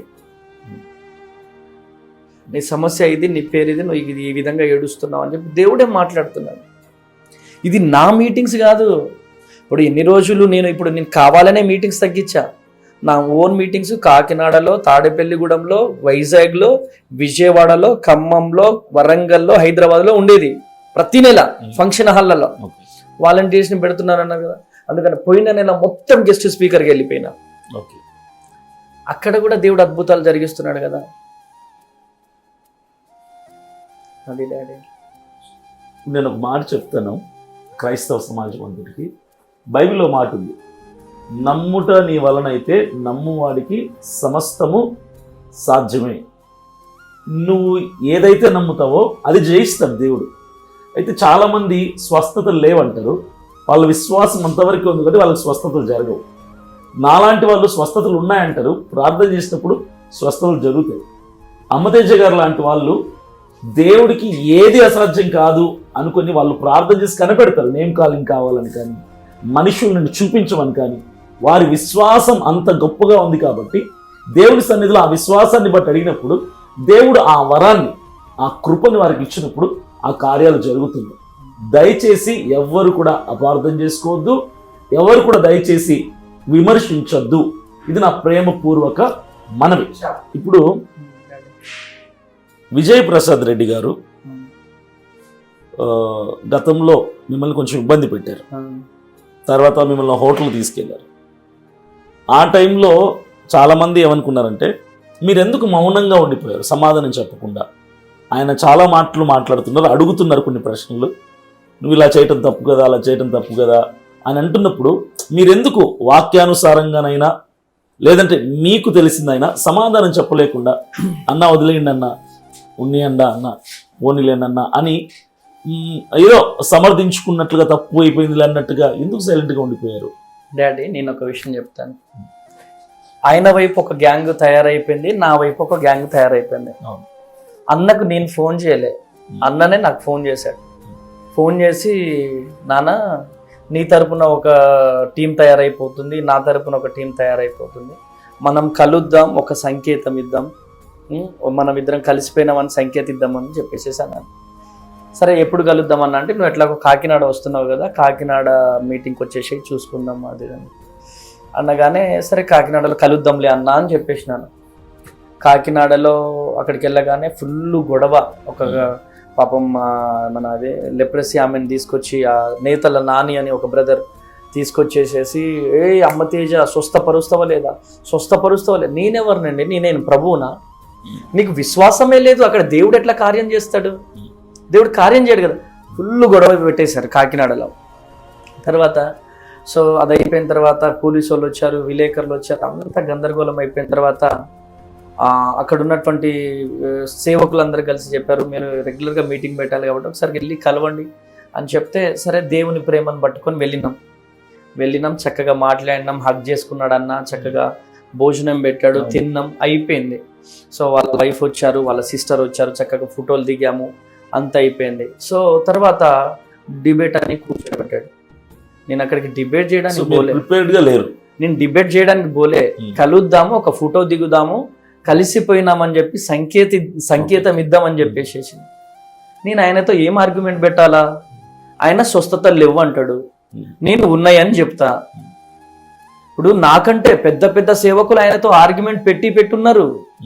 ఏం పెట్టాలా? నేను ఒకటే చెప్పిన అక్కడ, నీ దర్శనం వేరు, నా దర్శనం వేరు, మీ పిలుపు వేరు, నా పిలుపు వేరు. ఇంకా ఏదేదో మాట్లాడుతూ ఉంటే నేనేం చేయాలా? వాస్తవానికి డాడీ, ఇప్పుడు నీ పిలుపు ఉంది డాడీ, నీ పిలుపు వేరు డాడీ, నా పిలుపు వేరు. ఇప్పుడు దేవుడు పేతురును ఒకలా వాడుకున్నాడు, మోషేను ఒకలా వాడుకున్నాడు, యోహానును ఒకలా వాడుకున్నాడు, మరి తర్వాత మోషేను ఒకలా వాడుకున్నాడు, యెహోషువను ఒకలా వాడుకున్నాడు, ఒక్కొక్కరిని ఒకలా వాడుకున్నాడు కదా. ఇప్పుడు అందరూ ఒకేలా వాడబడాలనేది లేదు కదా. నేను అదే చెప్పాను ఆయనకి. ఇంకా ఆర్గ్యుమెంట్ పెడుతుంటే అన్నా వదిలేయన్నా అనకుండా ఇంకా చెప్పన్నా అనలేం కదా. సో మీరు ఇంట్రెస్టెడ్ గా లేరు అక్కడ. నేను అక్కడ ఇంట్రెస్ట్ లేదు నాకు. నేను డిబేట్లు చేసే పరిచర్య కాదు నాది. నా పరిచర్య ఏంటి?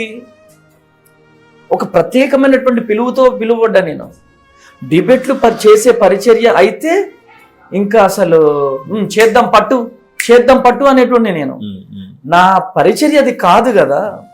చాలా మంది అనుకున్నారు అమ్మ తేజ ఓడిపోయాడు. గెలవడం ఏంటి, ఓడిపోవడం ఏంటి? ఇప్పుడు నా పిలుపులో నేను గెలుస్తున్నానో ఓడిపోతున్నానో దేవుడు డిసైడ్ చేస్తాడు. ఒక మనిషి ముందు నేను ఓడిపోవడం ఏంటి, గెలవడం ఏంటి? ఆయనదేమో టిఆర్ఎస్, నాది కాంగ్రెసా? కాదు కదా డాడీ. ఇప్పుడు ఆయనది వైఎస్ఆర్సిపి, నాదేమో ఏం పార్టీ అది, టీడీపీయా? కాదు కదా. ఆయన క్రైస్తవుడే, నేను ఆయన బ్రదరే, ఆయన తమ్ముడు అన్నాడు, నేను అన్నయ్య అన్న. ఆయనకు నాకు గొడవ ఎందుకు? ఇప్పుడు మాట పెరిగితే డిస్కషన్ పెరుగుతుందే తప్ప ఇంకేమైనా అవుతుందా? అందుకని అన్నా వదిలేయన్నా, ఎందుకన్నా, నీ పిలుపు వేరు, నా పిలుపు వేరన్నా అని చెప్పినాను. సో వివాదం పెంచడం ఇష్టం లేక లేదు, అసలు నాకు ఆర్గ్యుమెంట్ వద్దు, నా పరిచర్య డిబేట్లు చేసే పరిచర్య కాదు కాబట్టి వదిలేయన్నా అని చెప్పినాను. అన్నా వదిలేయన్నా అని చెప్పినాను. అందరు అనుకున్నారు ఈయనకు వాక్యం తెలియదు, ఈయన భయపడిపోయిండు అన్న. ఏం భయపడతాం డాడీ? చిన్నప్పుడే ఈ చేతులకి గన్నిచ్చాడు యేసయ్య. ఎర్ర జెండా పట్టుకొని తలకాయలు బలగొట్టుకొని ధర్నాలు రాస్తోరోకలు చేసిన జీవితం నా జీవితం. నేనే మనుషుల్ని అడవిలోకి పట్టుకెళ్ళి బెదిరించిన జీవితం నా జీవితం. దావీదు ఏళ్లకి యుద్ధాన్ని నేర్పించిన దేవుడు చిన్నప్పుడే నాకు అన్ని నేర్పించాడు దేవుడు. భయపడే రక్తం అనాది? ఇల్లందులో డాడీ, ఇల్లందు గడ్డ మీద పుట్టి పెరిగినోడిని నేను భయపడతానా? భయపడే రక్తమేనా నాది? భయపడేటోడిని అయితేనే ఈ కొత్తగూడెం వచ్చి 18 సంవత్సరాల వయసులో ఒంటరిగా వచ్చి నిలబడి ఇంత పెద్ద ప్రస్థానాన్ని దేవుడు నా ద్వారా జరిగిస్తే భయపడితే అవుతుందా డాడీ? నా వెనకాల యూదా గోత్రపు సింహం ఉన్నాడని ప్రార్థన ఎవరైతే మోకాళ్ళ అనుభవం ఉంచుతారో వాళ్ళకి నా వెనకాల ఉన్న దేవుడు కనపడతాడు. ప్రార్థన లేదేం లేదంటే వీడు డెవలప్ అయిపోయాడు, ఈ బిల్డింగ్లే కనపడతాయి. ఎవరికైతే ఈ మోకాల అనుభవం, దేవునితో ఎక్కువ బంధం, దేవునితో ఎవరైతే గడుపుతారో వాళ్ళకి నా దేవుడు కనపడతాడు, నా ప్రయాస కనపడుతుంది. అదే డాడీ. ఆ అన్నకు నేను నచ్చలేదు అంతే. ఇప్పుడు చాలా మంది తర్వాత అన్న ప్రవీణ్ పగడాల్ అన్న అప్పుడు కలిశాడు, ఇద్దరం హక్ చేసుకున్నాం, మాట్లాడుకున్నాం, తమ్ముడు అన్న, ఓకే అంతా అయిపోయింది. ఓకే, మంచిది. అన్యులు చాలా మంది ఒక ప్రశ్న అడుగుతూ ఉంటారు, ఏంటంటే మిమ్మల్నే కాదు మొత్తం ఎవరైతే హీలింగ్స్ చేస్తారో, స్వస్థ ప్రార్థన చేస్తారో అందరినీ ఉంటారంటే, ఇప్పుడు సపోజ్ మీకు ఫీవర్ వచ్చింది, హాస్పిటల్ అడ్మిట్ అయ్యారు, లేదా మన ఇంట్లో మన బాబుకు జ్వరం వచ్చింది, హెల్త్ బాగాలేదు, హాస్పిటల్కి వెళ్ళాం. ఈ ఫొటోస్ చూసినప్పుడు అరే మీరే ప్రార్థన చేసి బాగా చేస్తారు కదా, మీ పిల్లోడికి ప్రార్థన చేయలేకపోయారా, మీకు జ్వరం వచ్చి మీరు ప్రార్థన చేసుకోలేకపోయారా అని కొంచెం వెటకారంగా వ్యంగ్యంగా మాట్లాడతారు. దానికి మీరు సమాధానం ఏం ఇస్తారు? ఏ ఫోటోలు డాడీ? ఎవరైనా కావచ్చు. ఒక టైంలో సతీష్ కుమార్ గారు హాస్పిటల్లో ఉంటే మీ దేవుడు నిన్ను స్వస్థపరచడా, అందరికి ప్రార్థనలు చేస్తారు మీరు చేసుకోరా అని ఇలా మాట్లాడుతుంటారు అన్నిలో. దానికి మనం ఏం ఆన్సర్ చెప్తాం? అంటే డాడీ దేవుని శక్తి ఏంటో వాళ్ళకి తెలియదు, నెంబర్ 1. దేవుని ప్రభావం వాళ్ళకి తెలియదు. అంటే స్వస్థపరుచు యెహోవాను నేనే అని చెప్పి ఆయన వాక్యం క్లియర్ కట్గా ఉంది. ఈరోజు అనేక మంది చనిపోయే వారిని సైతం దేవుడు బ్రతికిస్తున్నాడు. కిడ్నీ పేషెంట్ కానీ, క్యాన్సర్ పేషెంట్స్ని కానీ అనేక మందిని దేవుడు స్వస్థపరుస్తున్నాడు. ఈరోజు అనేక మంది స్వస్థపరచబడి సేవకులుగా వాడబడుతున్న వాళ్ళు కూడా ఉన్నారు. ఉదాహరణకి యేసన్న గారికి వచ్చినటువంటి వ్యాధి మామూలు వ్యాధి కాదు అది. ఆయన స్వస్థపరచబడడం ద్వారానే ఒక స్వస్థతలో నుంచి పుట్టినదే హోసన్నా మినిస్ట్రీస్. లేకపోతే ఆ రోజు ఆయన చనిపోవాలా? ఆయన చనిపోతే ఈరోజు హోసన్నా మినిస్ట్రీస్ ఎక్కడిది? ఈ ప్రపంచనం ఎక్కడిది? ఈ గుడారాల పండగ ఎక్కడిది? ఆయన స్వస్థత పడ్డాడు కాబట్టే దేవుని యందు సేవకునిగా బయలుదేరాడు. అనేక ఆత్మలను దేవుడు ఆయన ద్వారా పట్టించాడు. ఈరోజు గొప్ప సువార్తను దేవుడు ప్రకటిస్తున్నాడు. అంటే స్వస్థతలు లేవు, అద్భుతాలు లేవు అంటే డెఫినెట్లీగా ఉన్నాయి. నేను ఒకటే నమ్ముతా డాడీ, మీరు బత్తాయి పండు తిన్నారా ఎప్పుడైనా? తిన్నాను. బత్తాయి పండు ఎలా తినాలా? ఒలుచుకొని తినాలి. ఓల్చుకొని తినాలా, తోలు తీయాలా. మేము ఇటు క్రిస్మస్ టైంలో గోండు వాళ్ళ దగ్గరికి వెళ్తాం, గోండు జాతి వాళ్ళ అడవిలోకి. వాళ్ళకు బిర్యానీ, బాస్మతి రైస్ బిర్యానీ పెడతాం మేము. వాళ్ళు ఏంటంటే చీ ఈ కీడ అంటారు వాళ్ళు, ఇది పురుగు అంటారు వాళ్ళు. వై బికాజ్ ఎందుకు అంటే ఆ రైస్ ఎప్పుడు తినలేదు వాళ్ళు, పురుగులాగా కనపడుతుంది వాళ్ళకి. ఓకే. ఈ బత్తాయి పండు కూడా ఇట్లా కొరుకుతారు తోలు తీయకుండా, చీ అని చెప్పి పడేస్తారు. ఎందుకంటే వాళ్ళు ఎప్పుడు తినలేదు. అప్పుడు మనం ఏం చేస్తామంటే తోలు తీసి చిన్నగా తీసి తింటే అప్పుడు వాళ్ళు తినడం ప్రారంభిస్తారు. అప్పుడు వాళ్ళ ముందు మనం బిర్యానీ తినడం స్టార్ట్ చేస్తే అప్పుడు తింటారు. నేను ఇదే నమ్ముతా డాడీ, తిన్న వాళ్ళకే టేస్ట్ తెలుస్తుంది. దేవుని శక్తి కూడా అనుభవించిన వాళ్ళకే తెలుస్తుంది. ఎవరికి పడితే వాళ్ళకి దేవుని శక్తి తెలియదు డాడీ. అన్యులు మాట్లాడుతున్నారని మీరు అంటున్నారు, కానీ మన సేవకులు కూడా అంటున్నారు డాడీ. కొందరు ఒక డినామినేషన్ వాళ్ళు స్వస్థపరుస్తారు, ఎక్కడున్నాయి స్వస్థతలు ఆగిపోయినాయి అని చెప్పి చాలా మంది అంటున్నారు. అంటే తిన్న వాళ్ళకే టేస్ట్ తెలుస్తుంది. దేవుని శక్తి అనుభవించిన వాళ్ళకే దాని ప్రభావం ఏంటో అర్థమవుతుంది. అది నేను నమ్ముతా డాడీ. మీరు ఏ డినామినేషన్కి చెందిన వాళ్ళు? పెంతెకోస్తా లేదంటే హెబ్రోనా, లూథరన్నా? ఏ బ్యాక్గ్రౌండ్ మీది? ఏ బ్యాక్గ్రౌండ్ లేదు డాడీ. నేనైతే పెంతెకోస్తలుగా ఉంటా. మీరు పరిశుద్ధాత్మ నమ్ముతారా? నమ్ముతాను. భాషలు నమ్ముతారా? నమ్ముతాను. పాటలు, ఉద్యోగం నమ్ముతారు? నమ్ముతాను. సంగీత వాయిద్యాలు నమ్ముతాను. ఓకే. చప్పట్లు కొడతాము, అన్ని నమ్ముతారు, గంతులు వేస్తాము. ఓకే. సో సంతానం లేని వాళ్ళకి అరటిపండు తింటే సంతానం కలుగుతుంది, చాలా వైరల్ అయింది. ఇప్పటికి కూడా మీమ్స్ చేస్తున్నారు, ట్రోల్ చేస్తున్నారు. అంటే దీనికి నేను అపార్థం చేసుకోలేదు. ఎందుకంటే అది మీ విశ్వాసం, మీ ఫెయిత్. అది అరటిపండులో శక్తి ఉందన్న కాదు, కానీ ప్రార్థన చేస్తే దేవుడు కార్యం జరిగిస్తాడని నేను నమ్మాను. సో ఎవరైతే ట్రోల్ చేస్తున్నారో కొంతమంది సేవకులు కూడా కావచ్చు, వాళ్ళకి మీరు ఏం చెప్తారు? అరటిపండు తింటే పిల్లలు పుడతారా? అరటిపండు తినడం ద్వారా పిల్లలు పుట్టడం ఒకటి పక్కకు పెడితే, నా మీద ప్రధానమైన నింద పెద్ద పెద్ద సేవకులు కూడా మాట్లాడారు. మస్తు బాధ అనిపించింది నాకు. ఏ విషయంలో బాధ అనిపించిందంటే, కొత్తగూడెంలో ఒక ఆయన మీటింగ్ పెట్టాడు. ఆ సేవకుడు వచ్చాడు ఇక్కడికి. వచ్చి ఏమన్నాడంటే, ఇక్కడే కదా వాడిది అరటికాయలు అమ్ముకునేటోడిది వాడు, ఆ దొంగగారిది ఇక్కడే కదా అరటికాయలు అమ్ముకునేటోడు వాడు, అరటికాయలు అమ్ముకొని బాగుపడేటోడు వాడు అన్నాడు. దేవుని సన్నిధిలో ఎవరు పేరు చెప్తారా? వద్దులే డాడీ, ఎందుకు డాడీ పేర్లు ఎందుకు.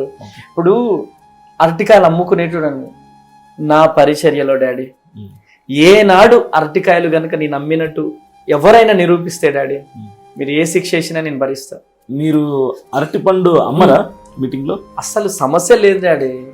ఇప్పుడు ఒక్కరు ఆ సాక్ష్యం చెప్పిన, అరటికాయలు అమ్మినట్టు సాక్ష్యం చెప్పిన, మీరు ఏ శిక్ష వేసినా నేను వేసేస్తాను. అయితే అంటే నేను విన్నది ఏంటంటే, మీరు అరటిపళ్ళు ట్రేలో పెట్టి ఒక్కో అరటిపండు 50 రూపాయలకి 100 రూపాయలకు అమ్ముతున్నారు అని నేను విన్నా. లేదు డాడీ, మీరు తెలంగాణ, ఆంధ్ర, ఛత్తీస్గఢ్, కర్ణాటక, ఒరిస్సా ఈ రాష్ట్రంలో ఉన్న ప్రతి విశ్వాసిని కనుక్కోండి. అమ్మ తేజ సభలకు వెళ్ళిన ప్రతి ఒక్కరిని కనుక్కోండి. ఏ నాడన్నా అరటికాయలు నేను అమ్మాను అని చెప్పి తెలిస్తే మీరు ఏదైనా నా మీద యాక్షన్ తీసుకోవచ్చు, ఏదైనా వీడియోలు పెట్టవచ్చు. నెంబర్ 1. నెంబర్ 2, ఈ అరటికాయలు అనేది నేనేం చెప్తానంటే, ఒక వ్యక్తి వరంగల్లో జరిగిన సంఘటన. చాలామంది అయ్యా నాకు పిల్లలు లేరు, ఫ్రూట్స్ తీసుకొచ్చుకొని ప్రార్థన చేయమన్నారు. వాళ్ళే తీసుకొచ్చుకుంటుంటే సరే ప్రార్థన చేసి ఇవ్వడం జరుగుతుంది. అయితే ఒక వ్యక్తి ఏం చేశాడంటే, అయ్యా నేను 4 ట్రేలు స్పాన్సర్ చేస్తాను, సో మీరు సంతానం లేని వాళ్ళకు ప్రార్థన చేసి ఇవ్వండి అయ్యా, బాగుంటుంది అని చెప్పేసి అన్నాడు. అంటే నేనేం చేశానంటే, సరే తీసుకురా నాన్న ప్రార్థన చేసి ఇద్దామని చెప్పేసి ఆ రోజు ప్రార్థన చేసి ఇవ్వడం జరిగింది. అయితే నేను ఒకటి నమ్ముతాడు, ఇప్పుడు స్టూడెంట్కి ఎగ్జామ్స్ జరుగుతున్నప్పుడు ఎగ్జామ్ ఫ్యాడ్ పెన్ను తీసుకొచ్చుకుంటాడు వాడు. అన్న ప్రార్థన చేయండి అన్న, ఈ ఫ్యాడ్కి పెన్నుకి ప్రార్థన చేయండి అన్న, సో మంచిగా ఎగ్జామ్ రాయడానికి చూడండి అన్న అని చెప్తే, నేను ఆ ఫ్యాడ్ పెన్ను పట్టుకొని, ప్రభువా బిడ్డకు మంచి తెలివిని జ్ఞానం దయచేయండి, ఈ ఫ్యాడ్లో తండ్రి నీ అభిషేకం ఉంచండి, పెన్ను పాడవ్వకుండా నీ కృపతో నింపండి అని ప్రార్థన చేస్తా. నా దగ్గర రైతులు ఎక్కువ ఉన్నారు డాడీ. ఆ రైతులు విత్తనాలు తీసుకొని వస్తారు. విత్తనాలు తీసుకొని వచ్చినప్పుడు ఆ విత్తనాలను బట్టి ప్రార్థన చేస్తా. విత్తనాలు, ప్రభువా ఈ విత్తనాలు నాడుతుండగా మంచి ఫలాలు గాయాలా, వీరి కష్టాలు తీరిపోవాలా, వీరికున్న అప్పులను తీరిపోవాలా, వీరి పంట సస్యశ్యామలంగా పండాలని చెప్పి ప్రార్థన చేస్తావా? విత్తనాలకు ప్రార్థన చేసి పో అని చెప్పి తిట్టి వదిలగొడతావా? పెన్నుకు ఫ్యాడ్కి ప్రార్థన చేయడం ఏంది పో అని చెప్పి తిట్టి పంపించేస్తావా? కదా నాన్న, వాళ్ళే ఫ్రూట్స్ తెచ్చుకుంటున్నారు, ఫ్రూట్స్కి ప్రార్థన చేసే పిల్లలు పుడతారా అంటావా? తను విశ్వసిస్తుంది. అయ్యగారు నాకు ఫ్రూట్ ప్రార్థన చేసిస్తే నా గర్భం తెరవబడుతుంది, నా చెల్లి విశ్వసిస్తుంది. ఇప్పుడు రక్తస్రావం కలిగినటువంటి సహోదరి ఉంది, తను ఏం విశ్వసించింది? హాస్పిటల్స్ చుట్టూ తిరిగి తన దగ్గర ఉన్న డబ్బులంతా వైద్యానికి ఖర్చు పెట్టి యేసు ప్రభు వస్త్రపు చెంగు తాకితే నాకు స్వస్థత జరుగుతుందని విశ్వసించింది. అక్కడ యేసు ప్రభు వస్త్రపు చెంగు తాకడం ద్వారా అద్భుతం జరగలే, ఆమె ఫెయిత్ అక్కడ ఉంది. అక్కడ ఆమెలో ఉన్న విశ్వాసం ద్వారా అద్భుతం జరుగుతుంది. విశ్వాసం అన్నది నిరీక్షింపబడు అని నిజ స్వరూపం. విశ్వాసం లేకుండా దేవునికి ఇష్టడైనట అసాధ్యం. నీలో ఎంత విశ్వాసం ఉంటే అంత ప్రతిఫలం చూస్తావు. నేను అదే నమ్ముతున్నాను. ఇప్పుడు ఈ పాస్టర్లందరూ వెనక ముందు చూడకుండా అక్కడ ఒక దగ్గర ఆయన స్పాన్సర్ చేయడం ద్వారా ప్రార్థన చేసి అందరికి ఇచ్చినందుకు, అమ్మ తేజ అరటికాయలు అమ్ముతున్నాడు అని చెప్పి, డాడీ మనం ఏది మాట్లాడినా దేవుడికి లెక్క చెప్పాలా? వాళ్ళంత పెద్ద పెద్ద సేవకులు, వాళ్ళు దేవుడికి లెక్కొప్ప చెప్పాలా లేదా? నేను అమ్మితే నేను లెక్కొప్ప చెప్పాలా? లేనిపోని నింద నా మీద వేస్తే వాళ్ళు లెక్కొప్ప చెప్పాలా?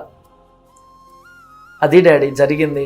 విషయం ఏంటిదంటే, వాళ్ళు తీసుకొచ్చి ప్రార్థన చేస్తున్నప్పుడు ప్రార్థన చేసి ఇవ్వడంలో తప్పేముంది డాడీ? దాంట్లో తనలో ఉన్న విశ్వాసాన్ని మనమెవరు కాదనడానికి? అది డాడీ. సో మిమ్మల్ని విమర్శిస్తూ మిమ్మల్ని టార్గెట్ చేస్తున్న సేవకులకి మీరు సిపిఎఫ్ టీవీ ద్వారా మీరు ఏం చెప్పాలనుకుంటున్నారు? ఏం లేదా, మిమ్మల్ని విమర్శించే వాళ్ళకి నేను ఒకటే నమ్ముతా అన్నయ్య. ఫస్ట్ నా ఫాస్టింగ్ ప్రేయర్ 21 days. విమర్శలు ఎప్పుడైతే ఎక్కువైనాయో అప్పుడు 40 daysలోకి ప్రమోషన్ అయింది.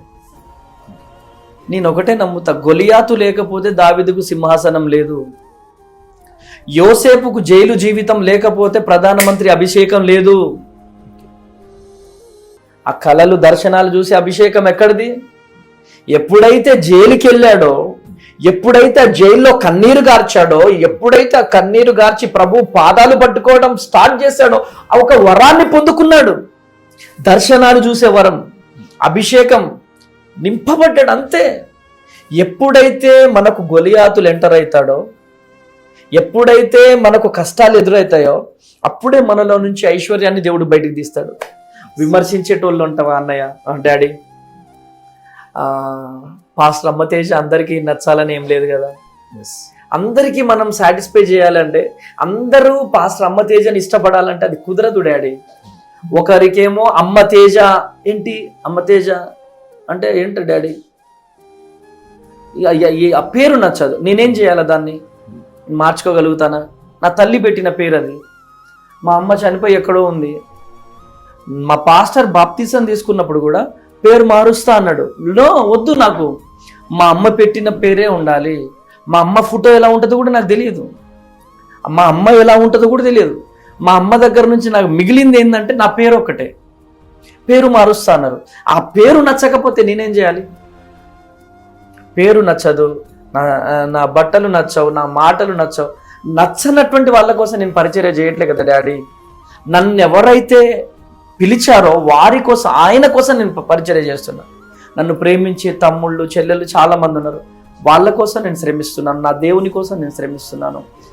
విమర్శకులను చూసి ఆగిపోయే పరిచర్య కాదు డాడీది. ఎందుకంటే నా బ్రతుకు నేను వాళ్ళ కోసం పని చేయట్లే కదా, నా దేవుని కోసం పని చేస్తాను. ఇందాక ఒక మాట చెప్పిన కదా, ఆల్రెడీ రిజర్వేషన్ హోగయా. ఆ రిజర్వేషన్ టికెట్ మన జేబులో ఉన్నప్పుడు ఎంతమంది వచ్చి చెయ్యి పట్టుకొని వచ్చి లేపితే కుదురుతుందా డాడీ? టీసీని పిలుస్తాం మనం. టీసీ వచ్చి జడ్జిమెంట్ ఇస్తాడు కదా. ఆల్రెడీ రిజర్వేషన్ హోగయా. ఎంతమంది చేతులు బట్టి లాగినా, ఎంతమంది కాళ్ళు బట్టి లాగినా కింద పడేస్తారేమో, ఒక 20 సార్లు పడేస్తారేమో, కానీ రిజర్వేషన్ అయితే అయిపోయింది. ఒక రోజు ఉంది, అందని చేతులు అందని రోజు, కాళ్ళు అందని రోజు, ఒక రోజు ఉంటుంది. అప్పుడు అలా చూస్తారు అంతే. పిలిచిన దేవుడు నమ్మదగిన దేవుడు డాడీ. ఎంతమంది అయితే నన్ను విమర్శిస్తున్నారో వాళ్ళందరికీ ప్రభు పేరిట వందనాలు. వాళ్ళు చేయబట్టే ఈ కటిక ఉపవాసం, వాళ్ళు చేయబట్టే ఈ 40 రోజుల ఉపవాసం, వాళ్ళు చేయబట్టే ఈ రోషం కలిగిన పరిచర్య, వాళ్ళు చేయబట్టే దేవుని కృప నా మీదకి అధికమవుతుంది. నిజం చెప్తున్నా డాడీ. ఆ మాటలు నాకు వినపడకపోతే నేనంత పౌరుషంగా పరిచర్య చేయలేను. నాలో ఉన్నటువంటి అభిషేకాన్ని డబుల్గా మార్చేది ఎవరంటే వాళ్ళే. అందుకనే గొలియాతులు ఉండాలా, మనకు సింహాసనం రావాలా. అది డాడీ. మీ పరిచర్యలో మీరు శిష్యుల్ని తయారు చేస్తున్నారా? చేస్తున్నాను డాడీ. శిష్యులను తయారు చేస్తున్నాను. నాకు ఒక 2 బ్రాంచెస్ ఉన్నాయి. ఆ బ్రాంచెస్లో కూడా నా దగ్గర ఉన్నటువంటి బ్రదర్సే వెళ్ళి వాక్యం చెప్తా ఉంటారు. ఇప్పుడిప్పుడే పరిచారకులను తయారు చేస్తున్నాను. సో మంచి క్వశ్చన్ వేశారు మీరు. నేను దేవుణ్ణి అడుగుతున్నాను, ప్రవ్వా మంచి బైబుల్ కాలేజ్ ఏర్పాటు చేయాలి. పైన గడుతున్నాం కదా, అది బైబుల్ కాలేజ్ కోసమే. మంచి బైబుల్ కాలేజ్, మంచి పరిచారకులను తయారు చేయాలా, మంచి రోషం కలిగినటువంటి దైవ సేవకులను తయారు చేయాలా. అమ్మతేజ చనిపోతే అమ్మతేజతోనే ఇదంతా అంతరించిపోకూడదు. అనేక మంది అమ్మతేజలు లెగాల, అనేక మంది సేవకులు లెగాల అనేదే నా ఆశ డాడీ.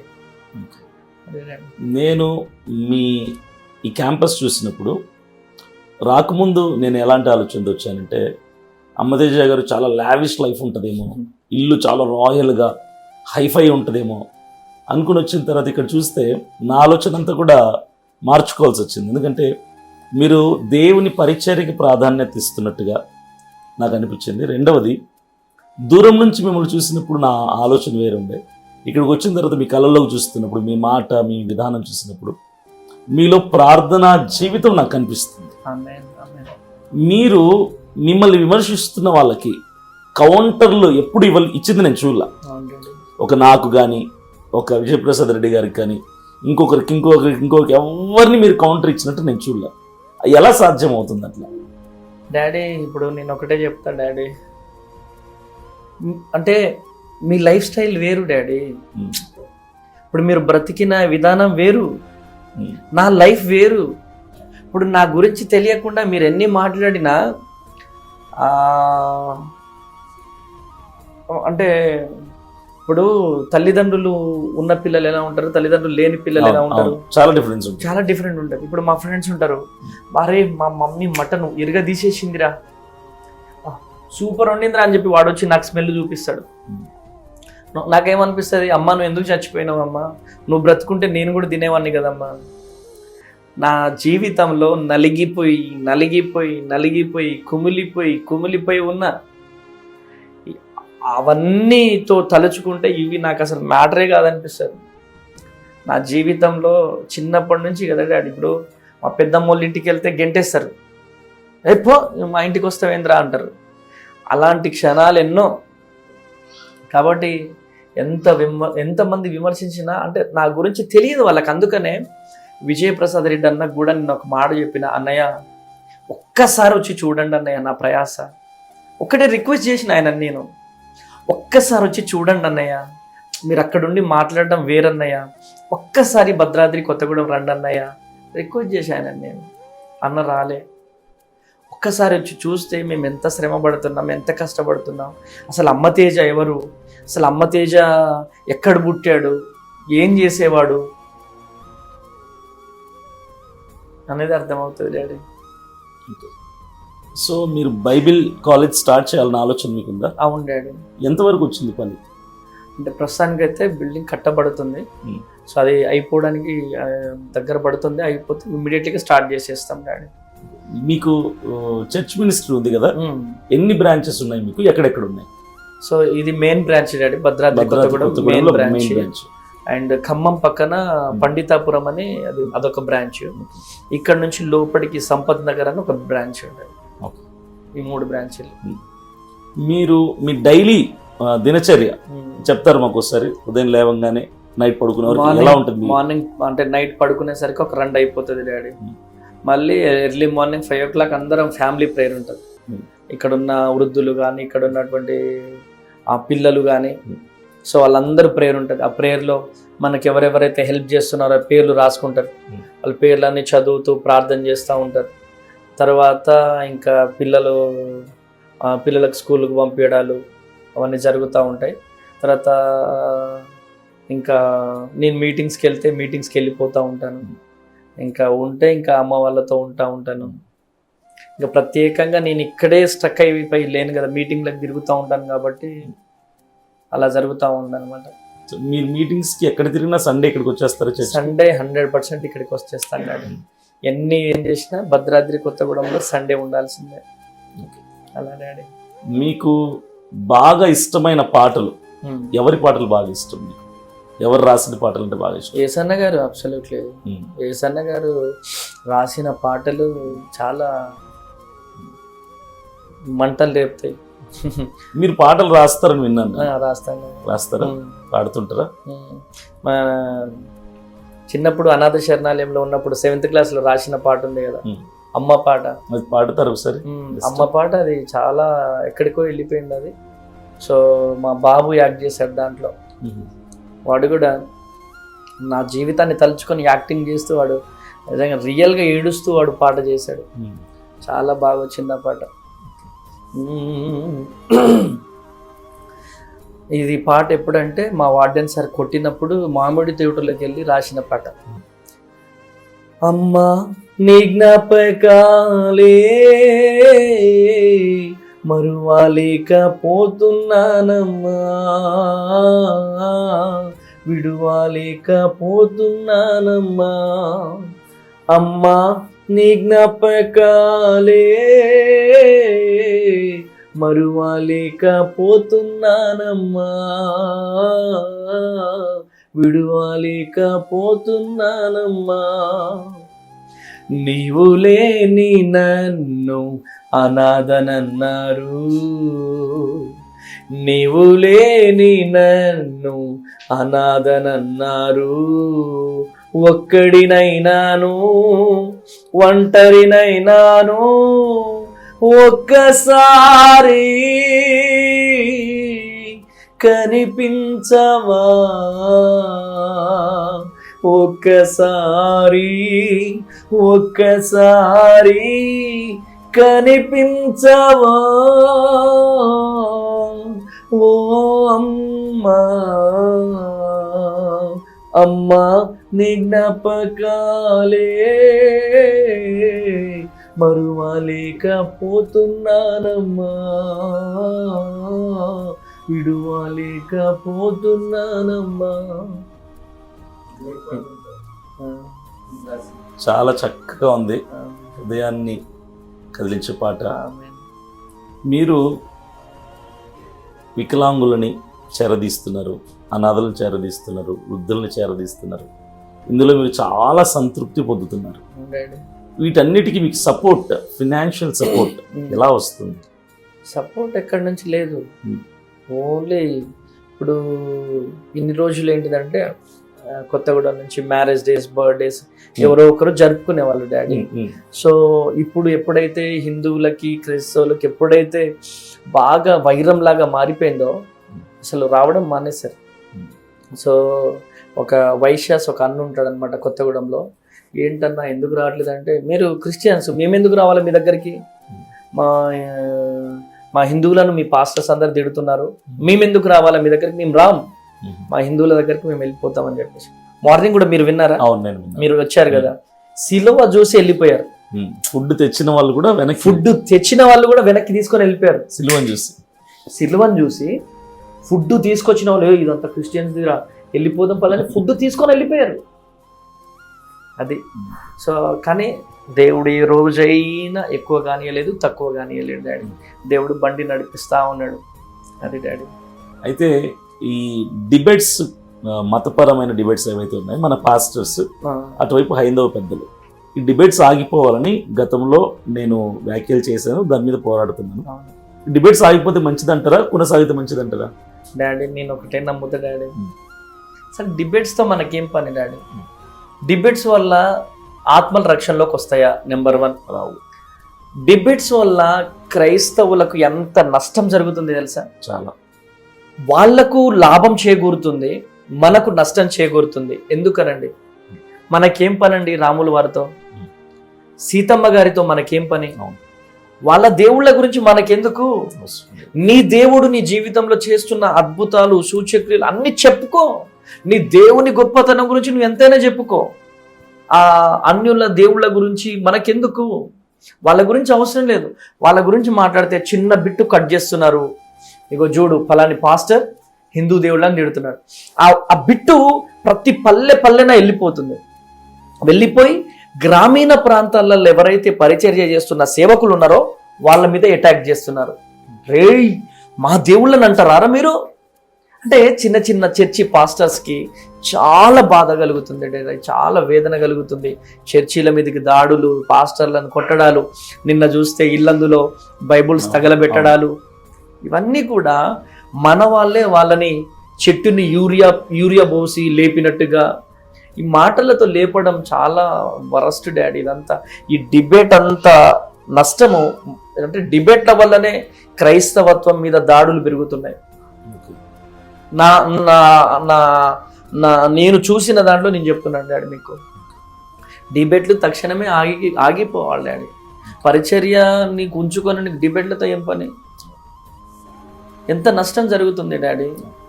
అయితే క్రైస్తవులు రాజకీయంలోకి రావాలి, అసెంబ్లీకి పార్లమెంట్కి వెళ్ళాలి అని ఒక వర్గం సేవకులు మాట్లాడుతున్నారు.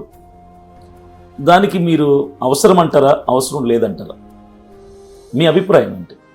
క్రైస్తవులు రాజకీయంలో ఉంటే మంచిదే కదా డాడీ.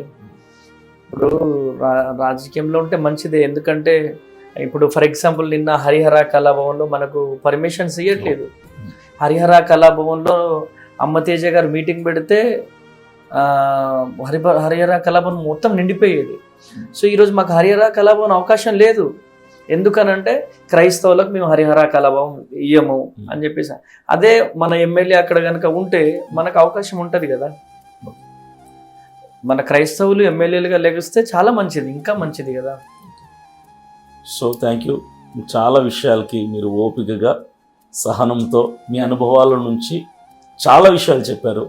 క్రైస్తవ సమాజం అంతటికి మీ ఆధ్యాత్మిక అనుభవంలోంచి ఈ విషయాలు నేర్చుకుంటారని మేము ఆశిస్తున్నాము. చివరిగా మీ మాటలతో సమాజం, క్రైస్తవ సమాజం అంతటిని కానీ యవనస్తులు ఎవరైతే సేవకు రావాలనుకున్న వాళ్ళకి కానీ ఉద్దేశించి క్లుప్తంగా ఏదైనా చెప్పగలరా? కెమెరాకు చూసి ఏమండి, క్రైస్తవ సమాజానికి ఒక మంచి మాట బలపరిచే మాట ఇది. అందరికీ ప్రైజ్ లార్డ్. సో మన క్రైస్తవులు ఒక కుటుంబం లాగా ఉండాలి. ఎందుకంటే రోజు రోజుకి క్రైస్తవులపై దాడులు పెరిగిపోతూ ఉన్నాయి. సో మనమందరము ఒక కుటుంబం లాగా, అన్నదమ్ములంలాగా, అక్క చెల్లెలంలాగా కలిసిమెలిసి ఉండవలసినటువంటి సమయం వచ్చేసింది. ఎంతసేపటికి ఆ పాస్టర్ ఇలా, ఈ పాస్టర్ ఇలా, ఈ పాస్టర్ ఇలా మనమే కొట్టుకుంటూ మరి ముందుకెళ్తే దేవుని పరిచర్యను ముందుకు తీసుకెళ్ళలేము. కనుక ప్రతి ఒక్కరము కూడా ఐక్యతగా ఉండి దేవుని పరిచర్యను మరి ముందుకు తీసుకెళ్లాలని ప్రభు పేరిట మనవి చేస్తున్నాను. అదేవిధంగా ఈ క్రైస్తవ ప్రపంచానికి ఒకటే కోరుకుంటున్నాను. ఈరోజు అనేక మంది సేవకులను చంపొచ్చు, కానీ ఒకటి చెప్తున్నాను, మీరు మీ ఇంట్లో నుంచి ఒక్కొక్క బిడ్డను కనుక పరిచర్యకిస్తే, 2 బిడ్డలు ఉన్నారనుకోండి, మీకు ఒక్క బిడ్డని కనుక పరిచర్యకిస్తే ఈ ప్రపంచాన్ని గడగడలాడించే గొప్ప గొప్ప దైవ సేవకులు భారతదేశం నుంచి, మన ఆంధ్ర తెలంగాణ రాష్ట్రం నుంచి మరి వెళ్ళడానికి ఆస్కారం ఉంటుంది. ఆనాడు మిషనరీస్ మరి వేరే దేశం నుంచి మన భారతదేశానికి వచ్చారేమో, కానీ ఈరోజు ప్రతి తల్లి కనుక అలా ముందు అడుగు వేయగలిగితే మన తెలంగాణ ఆంధ్రప్రదేశ్ నుంచే సేవకులు వేరే దేశానికి మిషనరీస్గా వెళ్ళే కృపను దేవుడు రిలీజ్ చేస్తాడు. కనుక పరిచర్య పట్ల భారం కలిగి ఉండండి. మీ సేవకులను మీరు గౌరవించండి, మందిరాలలో పరిచర్య చేయండి, సేవకులకు అండగా నిలబడండి, నమ్మకంగా నిలబడండి. నమ్మకమైన వారికి దీవెనలు మెండుగా కలుగును.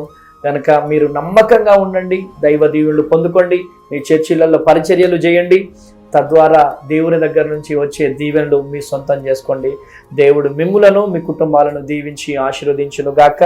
మీరు మా పరిచర్య కోసం, మేము రన్ చేస్తున్న అనాథ శరణాలయం కొరకు, మా ఆరోగ్యాల కోసం ప్రార్థన చేయండి. దేవుడు మిమ్మల్ని దీవించును గాక. అదేవిధంగా మా బ్రదర్ రన్ చేస్తున్న CPF టీవీ యూట్యూబ్ ఛానల్ని కూడా ప్రతి ఒక్కరు సబ్స్క్రైబ్ చేయండి. ఎంతో కష్టపడుతున్నాడు. సో ఆ పరిచర్యను, ఈ ఛానల్ని దేవుడు దీవించి ఆశీర్వదించును గాక. Amen. Praise the Lord. Thank you brother, thank you for your valuable time. మీ విలువైన సమయాన్ని మాకు కేటాయించారు, అడగగానే మీ టైం మాకు ఇచ్చారు. చాలా థ్యాంక్స్ మీరు మాకు టైం ఇచ్చినందుకు. సో చూశారు కదా, చాలా విలువైన మాటలు, అనుభవంతో కూడినటువంటి మాటలు, అభిషేకంతో కూడినటువంటి మాటలు పాస్టర్ అమ్మతేజ గారి ద్వారా మనం ఇప్పటి వరకు విన్నాము. నేను దయచేసి ఒకటే అడుగుతున్నాను, చెప్తున్నాను అందరికీ కూడా, దూరం నుంచి చూసి అపార్థం చేసుకోవడం గొప్ప కాదు. ఈరోజు నేను దగ్గరికి వచ్చాను, అమ్మతేజ గారి క్యాంపస్కి వచ్చాను, వాళ్ళ చర్చ్, ఆర్ఫనేజ్, ఓల్డేజ్ హోమ్, వారి ఇల్లు అన్నీ చూసిన తర్వాత నా అభిప్రాయం ఆయన మీద మారిపోయింది. సో మీరు కూడా రండి, ఆయన క్యాంపస్ని చూడండి, మీకు వీలైతే వీరిని ప్రోత్సహించండి, సహకరించండి, తప్పుగా అపార్థం చేసుకోవద్దు. ఇక మీదట విమర్శలు ఆపండి. ఈయనలో నేను చూసింది ఏంటంటే చాలా ప్రార్థనా జీవితం నేను చూశాను, మోకాళ్ళ అనుభవాన్ని నేను చూశాను. 40 రోజులు గదిలో ఉపవాసం ఉండటం అంటే సాదాసీదా విషయం కాదు, అది అందరికీ సాధ్యమైనటువంటి పని కాదు. కాబట్టి ఎవ్వరూ అపార్థం చేసుకోవద్దు, విమర్శించడం ఆపేసి అమ్మతేజ గారి కొరకు, ఆయన కుటుంబం కొరకు, ఆయన చేస్తున్నటువంటి ఆర్ఫనేజ్, ఓల్డేజ్ హోమ్ సేవా కార్యక్రమాల కొరకు, ఆయన సంఘాల కొరకు, ఆయన పరిచయ కొరకు, ఆయన ప్రయాణాల కొరకు మీ వ్యక్తిగత ప్రార్థనలు జ్ఞాపకం చేసుకునవలసిందిగా ప్రేమతో మనవి చేస్తున్నాను. సో మరొకరితో, మరొక గెస్ట్తో మరలా మీ ముందుకు వస్తాను. అంతవరకు stay blessed. God bless you. Thank you all. Hyderabad, Secunderabad ప్రాంత ప్రజలకు గొప్ప శుభవార్త. అమ్మతేజ మినిస్ట్రీస్ స్వస్థత, విడుదల, తైలాభిషేక ఆరాధన ప్రతి నెల మొదటి శనివారం ఉదయం 9 గంటల నుండి SPG Tamil church, alpha hotel వెనుకల, railway station road, Secunderabad. Vijayawada పరిసర ప్రాంత ప్రజలకు గొప్ప శుభవార్త. అమ్మతేజ మినిస్ట్రీస్ స్వస్థత, విడుదల, తైలాభిషేక ఆరాధన ప్రతి నెల 2వ మంగళవారం ఉదయం 9 గంటల నుండి జిమ్ఖానా గ్రౌండ్స్ ప్రక్కన, కందుకూరి కళ్యాణ మండపం, భద్రాద్రి కొత్తగూడెం పరిసర ప్రాంత ప్రజలకు గొప్ప శుభవార్త. అమ్మతేజ మినిస్ట్రీస్ స్వస్థత, విడుదల, తైలాభిషేక ఆరాధన ప్రతి నెల 2వ శనివారం ఉదయం 9 గంటల నుండి హేమచంద్రపురం, ఇల్లందు బైపాస్ రోడ్, భద్రాద్రి కొత్తగూడెం, అమలాపురం పరిసర ప్రాంత ప్రజలకు గొప్ప శుభవార్త.